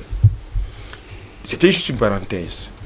Maintenant, la seconde catégorie justement de ces individus, ce sont ces gens justement qui sont très brillants dans les déconstructions sociales et économiques. C'est-à-dire que vous avez donc, par exemple, des jeunes ou un groupe de jeunes qui est porteur, n'est-ce pas, d'un projet. Oui. Et dès qu'ils voient que ce projet peut être porteur, qu'est-ce qu'ils font? Ils prennent ce projet et mettent dans le tiroir. C'est une situation que nous vivons dans toutes les administrations, notamment africaines. Et tous les jours, il faut le dire. Et il y a plein de jeunes comme ça. C'est-à-dire quand ils font mieux, ils plagient le projet, ils donnent à quelqu'un d'autre. Et après même le projet ne marche pas. Ça ne marche pas. Maintenant, vous avez une autre catégorie justement qui arrive. Vous avez donc un apporteur d'affaires, c'est-à-dire un apporteur d'investisseurs qui arrive, vous dit, ok, vous avez sollicité le financement de tel projet communautaire. Vous amenez un investisseur, il va demander, il va exiger 30% à l'investisseur. Le voilà. Vous avez donc une autre catégorie qui est, que nous connaissons depuis les luttes d'indépendance, c'est-à-dire traîtres. les collaborateurs. C'est-à-dire que ils informent les ennemis de l'extérieur de tout ce qui se passe. C'est-à-dire ils sont comme les guetteurs, voilà, les guetteurs. Les indiques. Les indiques et les guetteurs, voilà. C'est-à-dire ils font les rapports, ils envoient. Et ça se recrute également, même dans les communautés villageoises, c'est-à-dire que même dans les chefferies, ça se recrute là-bas. Ça se recrute là-bas dans les chefferies, ça se recrute même dans les ONG, dans la société civile, dans la société civile, ça se recrute partout. C'est-à-dire ils font. Vous avez constaté à un certain moment, à un certain période au Cameroun, vous aviez des documents ultra confidentiels qui se retrouvent de la présidence de la République qui se retrouvaient sur la toile. Sur la toile. Oui. Mais qui les balançait sur la toile? Ce sont ces ennemis de l'intérieur. Vous avez des documents ultra confidentiels de certains départements ministériels qui se retrouvent sur la toile avant même que ça sorte du cabinet de ces responsables-là. Ce sont ces ennemis-là. Vous avez plein de gens comme ça. Donc je pense que le problème que vous avez soulevé, c'est-à-dire que ces gens qui ne veulent pas céder la plate, là, je voudrais prendre un cas précis. Lorsqu'il a fallu, en mon sens, nationaliser l'infrastructure portuaire, il y a eu beaucoup de batailles. Et vous avez justement des Camerounais qui étaient contre la nationalisation de cette infrastructure portuaire. Pourquoi? Parce que ce sont les relais du groupe qui était l'avance du groupe Bolloré. Vous avez comme ça. Ils sont encore là aujourd'hui, hein. Ils veulent même d'ailleurs le retour de Bolloré. Ils sont encore là. Ils font tout. Ils font faire le tout pour que justement Bolloré revienne. Parce que nous demandons le départ de Bolloré, du continent africain du manière générale. Eux, ils disent que non. Ils exigent que Bolloré revienne. Vous avez donc ces d'autres-là qui ont plusieurs passeports. Oui. Vous avez quelqu'un qui a plusieurs passeports, ça veut dire qu'il n'est plus un Africain. Il n'est plus un Africain. Et très souvent, ce sont les passeports des pays qui sont hors du continent africain. Ce ne sont même pas des passeports des pays des Africains. Quand vous avez donc des individus qui ont plusieurs passeports, ça se recrute partout. Hein. Dans le monde des affaires, dans le monde du sport, dans le monde culturel, dans le monde... Bref, ils sont nombreux comme ça. Donc, lorsque vous avez donc des individus qui ont plusieurs nationalités, ils ne peuvent pas travailler pour votre pays, pour le continent africain. Donc, je pense que ça peut s'expliquer par deux choses. La première, il y a, tout à l'heure, il y avait les éléments, peut-être les éléments d'esclavage, les éléments historiques qui ont été convoqués par Siandom. Oui, peut-être. Mais est-ce qu'on va toujours demeurer justement sur ces événements historiques pour avancer à la peut-être, mais pas vraiment. Il y a une médiocrité de l'élite politique, la classe politique. Oui, ça aussi, c'est la responsabilité de la classe politique de former. Je ne suis pas certain même si elle travaille pour l'Occident également. Non, il y a une classe politique qui travaille pour l'Occident. Non, il y a classe politique et classe politique. Sur le continent africain, vous avez des animateurs politiques qui se font passer pour des hommes politiques. Il faut faire la part de choses. Non, il faut faire vraiment la part de choses. Patient, c'est un homme politique. Mbandaka, c'est un homme politique. Eux, ils ont été formés par la mamelle nourricière de la politique. Justement, c'est ça qu'on appelle un politicien. Les autres, ce sont les animateurs politiques, ce ne sont pas les hommes politiques. Il faut le dire.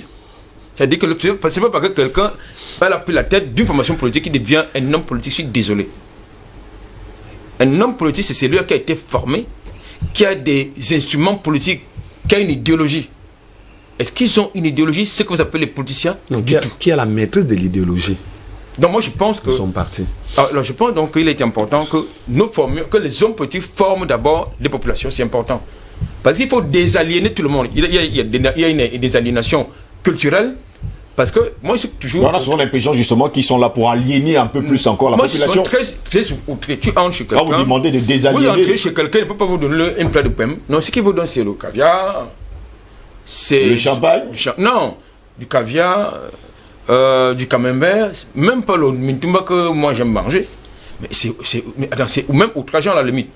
Donc je pense qu'aujourd'hui, il faut donc des aliénations culturelles, il faut une formation politique justement des populations.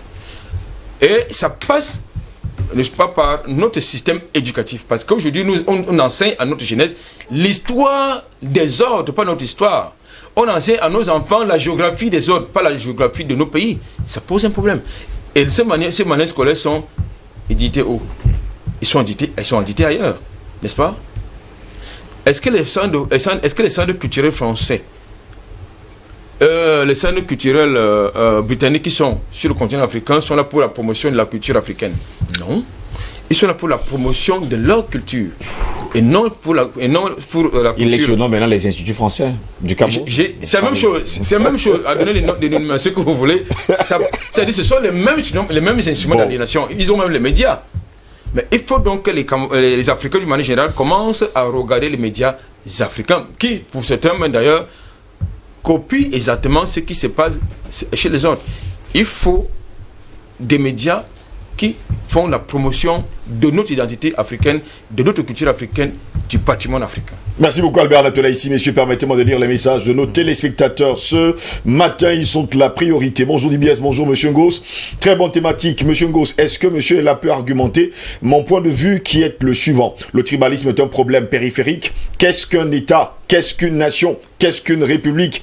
Est-ce que les ethnies de cet espace se sont assises un jour pour décider de vivre dans une république? La république sans consensus est une boîte de Pandore. La république en Afrique est une construction artificielle qui a pour but de légitimer un État central qui administre un territoire avec pour mission le bradage des ressources naturelles sans le consentement des populations autochtones. Monsieur, ma question est la suivante. Nos républiques en Afrique sont assises sur quel socle?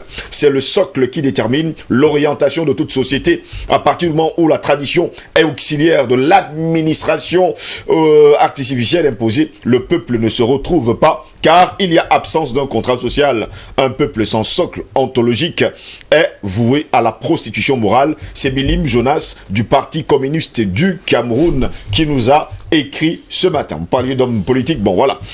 Bien le bonjour à vous, monsieur Steve Ngos, et à tous vos invités et techniciens de DBS la matinale, l'ennemi de l'homme. C'est l'homme, mais pour nous les Africains, c'est de trop. Et chaque jour qui passe, un frère noir trahit son frère noir. Et c'est le contraire chez l'homme blanc. Les exemples sont légion. Monsieur Ngos, et qui les a trahis? Lumumba, Sankara, Gbagbo, et sera sans oublier mon pays, le Cameroun, où Paul Biya était à côté de Aïdjo, et puis Kamto et Paul Biya. Et comme par hasard, tous ont fait les études en Occident, mon cher Ngos. Et c'est le véritable problème des Africains. Cette maladie s'appelle la carie dentaire. Très bonne journée à tous, c'était Rigobert Godin. Merci et Dieu vous protège tous. Amen. Et pour ma part, la solution à ce problème, c'est d'interdire les prochains candidats aux élections présidentielles en Afrique. Ceux qui ont fait les études en Europe comme moi, ceux qui ont la double nationalité, et c'est là le réel dans un autre continent, et d'autres encore, ce sont les candidats qui viennent faire les tournées ici avant les élections pour signer les nouveaux accords de 1000 ans. Merci beaucoup. Ceux-là seront justement, il faut leur interdire en tout cas toute élection sur le continent africain. On l'a toujours dit d'ailleurs sur ce plateau qu'il faut leur interdire justement ces élections. Steve Ngos et son panel, bonjour. Le sujet d'actualité, qu'est-ce que vous attendez de nous Africains? Nous ne croyons pas en nous-mêmes. Steve, un exemple palpable. Ici à Yaoundé, montrez-moi Steve, devant quelle ambassade d'un pays africain se trouve ici le drapeau du pays et celui de l'Union africaine? Aucun. Or, tout pays européen a deux drapeaux, celui du pays et celui de l'Union européenne. Monsieur Otou, à Ifoula, à Yaoundé, c'est la remarque qu'il nous fait d'ailleurs ce matin, ce qui est totalement pertinent et vrai. C'est pour cette raison que le plus souvent, je suis amer avec ce machin de l'Union africaine. C'est un truc à abolir. Vous trouverez vraiment ça. Ça a raison d'être Steve Ngos, au risque d'être long. Certains panafricanistes disent souvent qu'ils sont souvent pris à partie quand on leur demande souvent qu'ils croient. Qu'ils vont changer quoi? Est-ce que ce n'est pas tout dire? Monsieur Otou à Ifoula nous a écrit à Yaoundé. Oui, ils sont d'ailleurs nombreux sur ce plateau à qui on demande toujours après quoi. Moi-même qui passe dans les rues, on me le demande tous les jours. Vous allez changer quoi? Bonjour Steve et à tous les panélistes. À mon avis, je pense que même dans le passé, il y avait toujours des dissidents aux ordres du chef, des contradicteurs parmi les notables. Mais il y avait une différence, c'est que lorsqu'il s'agissait de défendre le village, il n'y avait pas matière à discussion. Il y a donc eu, avec l'esclavage et la colonisation, certains frères et sœurs à qui on miroitait en tout cas le modèle de succès des oppresseurs. Je pense que le nationalisme strict au sens du terme doit être implémenté avec la devise la plus simple possible, la nation d'abord, le reste après. C'est Moto qui nous écrit depuis la Suisse ce matin. Bonjour la matinale, nous avons un vrai problème de formation idéologique et aussi intellectuelle, mais le travail que vous faites au quotidien permet à la nouvelle génération de s'interroger sur la vraie intention de l'Occident. Voilà pourquoi vous êtes là tous les matins, alors ne vous découragez pas, ce travail porte désormais ses fruits, peu importe le temps, mais la vérité finira par se manifester. C'est Berthold Edzoa qui nous écrit depuis Yaoundé ce matin. D'accord, c'est le King Bedi qui nous a écrit tout à l'heure. Allons-y rapidement avec les messages qui tombent, il y en a tellement. Bonjour Monsieur Ngos, votre écrit et à vos invités. L'Afrique est gangrénée de traîtres, de vendus, de haineux, de complexés, de collabos. Et pour ne pas être long de résumer, je dirais que l'Afrique, comme dans chaque foyer, il y a des fils indignes qui, au lieu d'être de bons guides pour les autres, grâce à leur savoir ou leur rang, ne pensent qu'à leur petite personne en se vantant ou en écrasant ses frères devant leurs adversaires pathétiques. Non, c'est Bandapa David depuis la Normandie en France ce matin. Merci également à vous, un fidèle téléspectateur, Monsieur Bandapa. Bonjour DBS, au président du Sénégal, Macky Sall a fait toutes ses études au Sénégal et c'est le plus gros traître du continent. Bon. Il répond à ma question. Non, on a répondu à votre question. Bonjour au plateau, voici la liste des ennemis de l'intérieur. Numéro 1, les chrétiens. Ils vénèrent un dieu étranger à l'Afrique, invoquent les ancêtres des sémites occidentaux. 2, les musulmans, ce sont les cousins directs des chrétiens. Ils ont tous le même ancêtre et leur tradition milite tous pour l'esclavage. Les musulmans font exactement ce que font les chrétiens d'une manière différente. Numéro 3, franc-maçonnerie. Eux, ils sont les agents ou les chefs des esclaves du temps moderne au service des occidentaux et ils sont chargés de mater leurs propres frères afin qu'ils servent le maître qui est l'Occident. Numéro 4, les intellectuels. Eux, ils voient uniquement selon le prisme des occidentaux. Leur cerveau est formaté pour manipuler. Toutes ces catégories de personnes sont tous au service des occidentaux. Les chrétiens veulent le nouvel ordre mondial version christianisme, les musulmans nouvel ordre mondial islamique, les formations nouvel ordre mondial d'Illuminati. Plein d'Africains par là, des ennemis sont par là des ennemis de l'intérieur. Tous sont victimes des effets secondaires de la traite négrière. S'il y a une guerre entre les Noirs et les Blancs, tous ces groupes que j'ai cités vont chacun combattre contre l'Afrique. C'est Yoa qui nous écrit depuis Maroua, dans l'extrême nord du pays ce matin. Bonjour DBS Matin, bonjour Steve, bonjour Monsieur Haïssi. Sans l'union des États-Unis d'Afrique, l'Afrique ne prospérera jamais. On ne doit plus attendre à ce que les impérialistes, les envahisseurs écrivent une réalité sur nous. C'est-à-dire l'Occident n'a rien comme idée réelle en ce qui concerne le développement de l'Afrique. C'est signé Anatole, c'est votre bombo, depuis Kara au Togo. Ce qui vous dit, voilà pourquoi il a d'ailleurs signalé votre nom. Il a dit Anatole. Bon, d'accord, ça, on comprend. Bonjour le panel, les premiers ennemis de l'Afrique sont nos présidents. Ensuite, nous avons tous ceux qui ne jurent que par l'Occident. Les manuels scolaires que nous utilisons, le complexe d'infériorité, le manque d'amour, l'absence de conscience nationale. C'est Dexit Mayel qui nous a écrit ce matin. Bonjour DBS, intégrez-moi dans le fan club DBS, s'il vous plaît. C'est Augustin qui nous écrit depuis le Ghana ce matin. Merci également à vous. Bonjour Steve, nous avons des endocollants dans le gouvernement et dans l'opposition. C'est vraiment grave. J'ai suivi Cabral Libi dans une chaîne concurrente dire que la France n'a rien fait aux Africains, qu'on cesse d'accuser la France, qu'il n'y a aucun secret avec la France. Calme-toi dit la même chose, même si aucun accord, c'est ce qu'il voulait dire justement. Calme-toi dit la même chose, même si le président Biya avait changé le Cameroun avant de partir, ça ne sera pas facile car dans son gouvernement et dans l'opposition, il y a des gens qui roulent fortement pour la France. Cabral Libi ose dire que Oumyobé est un produit français. C'est pas parce qu'il a été formé en France que c'est un pro-français. C'est vraiment grave. Ou qui pour remplacer Paul Biya? Si tous sont des pro-français, c'est grave Steve. C'est Richard qui nous écrit depuis Yaoundé ce matin. Bonjour Monsieur Goss, nous allons juger Cabral Libi à travers la réalisation du tronçon Ezeka-Makak. Et Monsieur Ndopouma, nous ne voulons plus les députés qui roulent en 4x4, mais des députés qui sont proches des populations à travers leurs entreprises. Mbombok Nogos, c'est lui qui nous a écrit ce matin. Il dit, je crois qu'il y a un militant de son parti sur le plateau qu'il prenne au sérieux cet avis. Ils sont encore 5 ans. Timérouna doit commencer le développement de la région du centre par l'Union Ekele. C'est toujours moi, hein, c'est Mbombok Nogos qui nous a écrit ce matin. Je ne sais pas s'il y a son partisan ici sur le plateau, mais bon. Bonjour, monsieur DBS. Non, je ne suis pas monsieur DBS, je suis Steve Zengos. Le pire ennemi de l'Afrique, c'est nos dirigeants marionnettes. On peut citer Alassane Draman Ouattara, Bongo Fils, à Damou, depuis Maroua. Bon, on vous a cité il y a 2 ennemis. Hein. Alassane Draman Ouattara revient toujours. Terminons rapidement, messieurs. Bonjour le plateau de l'IS. Amadou Kidé depuis Nouakchott en Mauritanie. Il est temps que les frères africains s'unissent pour développer ce continent qui est extrêmement riche. Il faut développer une éducation de masse en enseignant nos langues et cultures, la science, la technologie, surtout l'armement. C'est bien sûr Amadou Kidé qui nous écrit depuis Nouakchott en Mauritanie ce matin. On commence à grandir un peu partout dans le continent africain. Bonjour Didier ce matin, bonjour aux panélistes, cet esprit occidentalisé. C'est n'est plus seulement d'œuvre des gouvernants, mais également des citoyens lambda. Cela est dû à l'esclavage et à la colonisation, qui sont les facteurs de la perte de notre histoire, de notre identité culturelle et même de notre spiritualité. Puis vient le néocolonialisme avec l'imposition d'un système éducatif d'assimilation qui fait de l'Africain un petit nègre bon marché pour la métropole. Conséquence grave, nous sommes en majorité des consommateurs de langue et de la culture française. Un peuple sans histoire, sans identité culturelle, est un peuple sans avenir. Bref, c'est une âme morte. Il est urgent de fabriquer un nouveau type d'Africain via le changement du système d'éducation actuel. C'est pour cette raison que nous autres devons encourager par tous les moyens possibles ces braves hommes qui s'exposent sur les plateaux TV et qui luttent pour l'Afrique et surtout le monde. C'est Stéphane Sullivan Onana qui nous écrit depuis Bruxelles ce matin.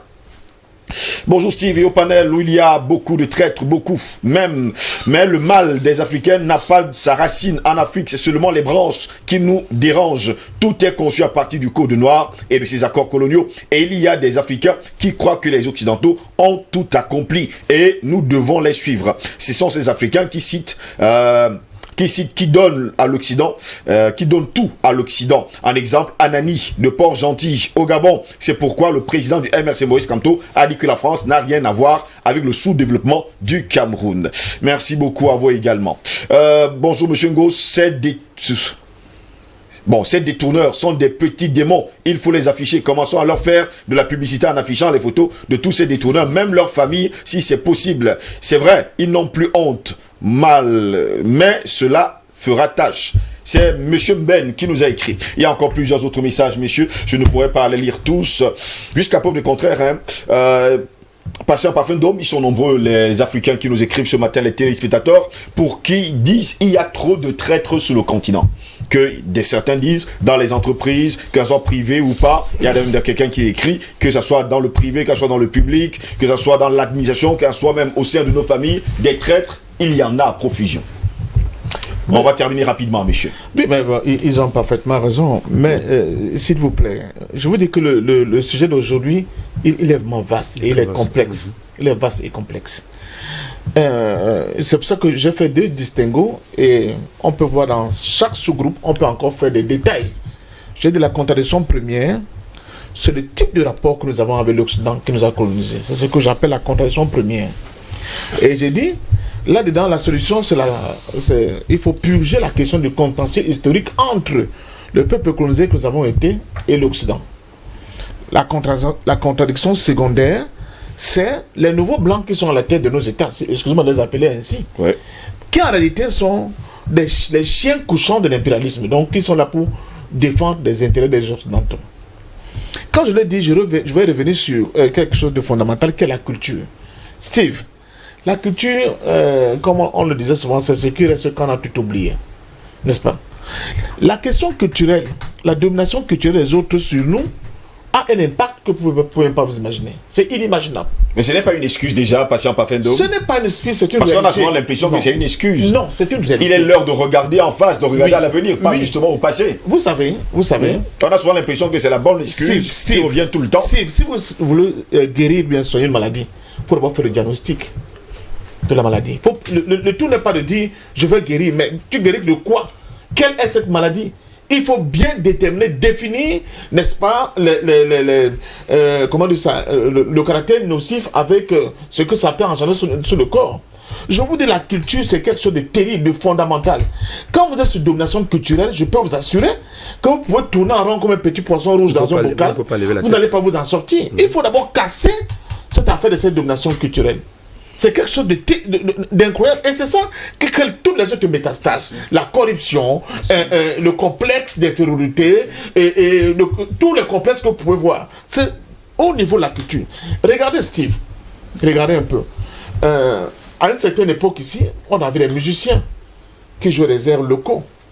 Monsieur Jacob, on avait les Echo Roosevelt. Miko Mbamba. Regardez aujourd'hui la galaxie des musiciens camerounais. Ils chantent tous de la même façon. Ils s'habillent tous de la même façon. N'est-ce pas? Ils dansent tous de la même façon. J'ai été surpris dernièrement. Je traversais une cour et j'ai entendu une gamine, à peine 5 ans, chanter. Mon caleçon fait quoi chez toi? Monsieur, plus que 5 minutes pour sortir de cette édition. On a de gros problèmes techniques. n'arriverai pas. Ah bon, dans ce cas, je vais aller très vite alors. Oui. Bon, l'affaire du bois camerounais.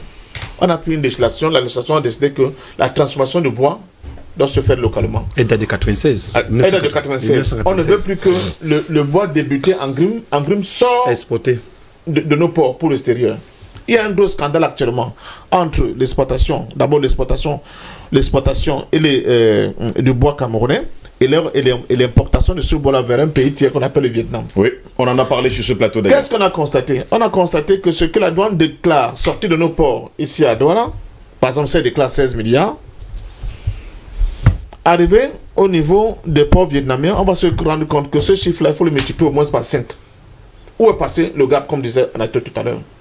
Et on fait du mal à qui? Nos hauts fonctionnaires qui sont dans cette administration douanière, des impôts, etc., qui acceptent ces passe-droits, ces petits bachiches, alors que le Cameroun perd pratiquement des sommes faramineuses qui auraient pu contribuer au développement de notre pays. Mais là encore... Et même au reboisement. De nos forêts. Parce que ce que je n'ai pas dit, c'est que certaines de ces essences rares sont même dans des forêts qui sont dites protégées. Donc, merci. Oui, excuse-moi, je sors donc pour dire que... bon, on n'a pas pu. La question, elle est aussi d'ordre culturel, je continue de dire. Un fonctionnaire qui sait qu'il est au service de son pays, qui sait que son pays est le paradis ultime, n'est-ce pas? Lui, son propre paradis, ne le ferait pas. Mais un fonctionnaire qui a 10 nationalités, qui sait que je vais faire cette opération et que le lendemain, il faut que mes enfants, mon épouse et moi-même, nous retrouvons, je ne sais pas, du côté de Beverly Hills, monsieur, il va le faire sans se gêner. Un fonctionnaire qui va se rendre compte qu'il faut plutôt que cet argent-là, je fasse tout pour que le monde copette ne disparaisse pas, parce que nous avons des routes à construire, des hôpitaux à construire, des écoles à construire, mais surtout des technopoles à construire pour que justement, il y a Corona qui arrive, Steve. Nous sommes incapables d'avoir une institut scientifique qui est capable d'homologuer des vaccins.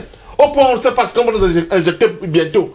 Voilà les conséquences de cette domination culturelle qui continue d'avoir ses métastases un peu partout. Mais je m'excuse, nous avons des difficultés, je m'arrête là aujourd'hui. Des difficultés justement d'ordre technique. Paul est là, comment faire pour se débarrasser justement de ces ennemis de l'intérieur qui gangrènent justement notre continent? Moi, je m'inscris toujours en faux parce que je pense qu'il s'agit d'un amalgame qui est dommage. Quand j'entends des Africains dire le problème des Africains, c'est les Africains, parce que à la tête de nos États, où j'ai parlé tout à l'heure des ennemis de l'intérieur à deux niveaux, ceux qui sont mandatés, ceux qui sont de fait, en réalité, comme disait Frantz Fanon dans Peau noire, masque blanc, il y a ce qu'on appelle des bounties. Vous n'êtes pas africain parce que vous avez la couleur noire ou parce que vous êtes d'origine africaine. Il faut faire très attention. L'ennemi de l'Afrique, ce n'est pas les Africains. Les véritables Africains, c'est ceux qui ont une identité culturelle propre, qui connaissent le combat de l'Afrique. C'est les Sankara, c'est les Oumyobé, c'est les Ernest Wangé, c'est le Sende Afana, c'est les Lumumba et le reste. Ne me parlez pas des autres, suivez mon regard, qui sont encore là ou qui ont été là ou qui ont été là à la cause même de l'assassinat des véritables Africains. Ce n'est pas des Africains. Quand vous êtes mandaté, vos origines, même si elles sont africaines, quand vous êtes mandaté par l'Occident et que vous travaillez pour l'Occident, vous n'êtes pas un Africain. Et je me souviens très bien de cette parole. L'indépendance a été donnée prioritairement à ceux qui le demandaient le moins, et ceux qui le demandaient le plus ont été assassinés. Et je termine en disant que l'identité culturelle est la base de tout. C'est-à-dire que je profite pour répondre rapidement à celui qui a écrit, mais il est exactement en droite ligne d'un article que j'ai commis justement et qui m'a valu des dards enflammés. Mais en réalité, souvent la vérité a ces effets-là. C'est que les Africains en général, les Camerounais en particulier, s'embarrassent de problématiques périphériques, de problématiques secondaires. Quand on vous parle de tribalisme, on vous parle de corruption, on vous parle de que sais-je encore. En réalité, ce ne sont que des conséquences d'une réalité qui est beaucoup plus enracinée et qui tire sa source dans une perte d'identité culturelle. Vous ne pouvez pas fonder un pays, aimer votre pays, quand vous n'avez pas en partage cette identité culturelle avec vos frères et que votre sol n'est pas la chose la plus chère. Et donc, il n'y a pas de développement possible en l'état actuel, du moment où il n'y a aucune raison pour ces pseudo-africains-là de développer leur continent. Eric Pepin-Bikaï, finalement, comme le dit Paul Ella, il n'y aura pas de développement possible avec justement ces ennemis que nous avons à l'intérieur et qui, pour Paul Ella, ne sont pas réellement des Africains parce qu'ils n'ont pas l'idéologie africaine, ils n'ont pas cette identité africaine et ne travaillent justement pas pour l'Afrique. Non, mais s'ils n'ont pas tout ce que vous avez cité là, ça veut dire qu'ils assument encore leur caractère d'esclaves. En réalité, le problème des ennemis de l'intérieur est lié au fait que ceux-là qui se permettent d'être dans cette activité-là se considèrent toujours comme des esclaves. André Malraux disait qu'il n'y a que l'esclave qui dit toujours oui. Dans le contexte du développement de l'Afrique, de son émergence, il est important de sortir des paradigmes passés, c'est-à-dire la colonisation, l'esclavage, la néocolonisation. On peut retrouver un certain nombre de paradigmes pour le développement de l'Afrique. Mais si ce n'est pas fait, ça veut dire que beaucoup se revoient toujours dans l'ancienne peau de l'esclavage, de la colonisation et même de la néocolonisation. Donc, ils sont vraiment les porte-étendards. Il ne faut pas également oublier que le problème des ennemis de l'intérieur est né également, du moins, va en droit ligne avec le concept d'endocolonat. C'est-à-dire les gens qui se considèrent comme étant des nouveaux colons, voilà, les nouveaux maîtres du territoire, dont l'objectif n'est pas de présenter des résultats à leur peuple, mais de présenter plutôt les résultats à leur mandataire, donc aux Occidentaux. Donc c'est de ça qu'il est question. J'aurais également voulu répondre au téléspectateur qui a interpellé. Ce n'était pas le sujet. Voilà, c'était pas le sujet, mais quel qu'en soit les cas, on aura l'occasion de Albert Anatola ici, qu'est-ce qu'on fait maintenant pour terminer rapidement en quelques minutes, en quelques secondes en tout cas? Oui, disons que le premier problème consiste à se demander d'abord qui sommes-nous. Oui, lorsque vous avez répondu à cette question, parce que le Corse, c'est qui il est. Oui, on vous suit. Le Breton, c'est qui il est.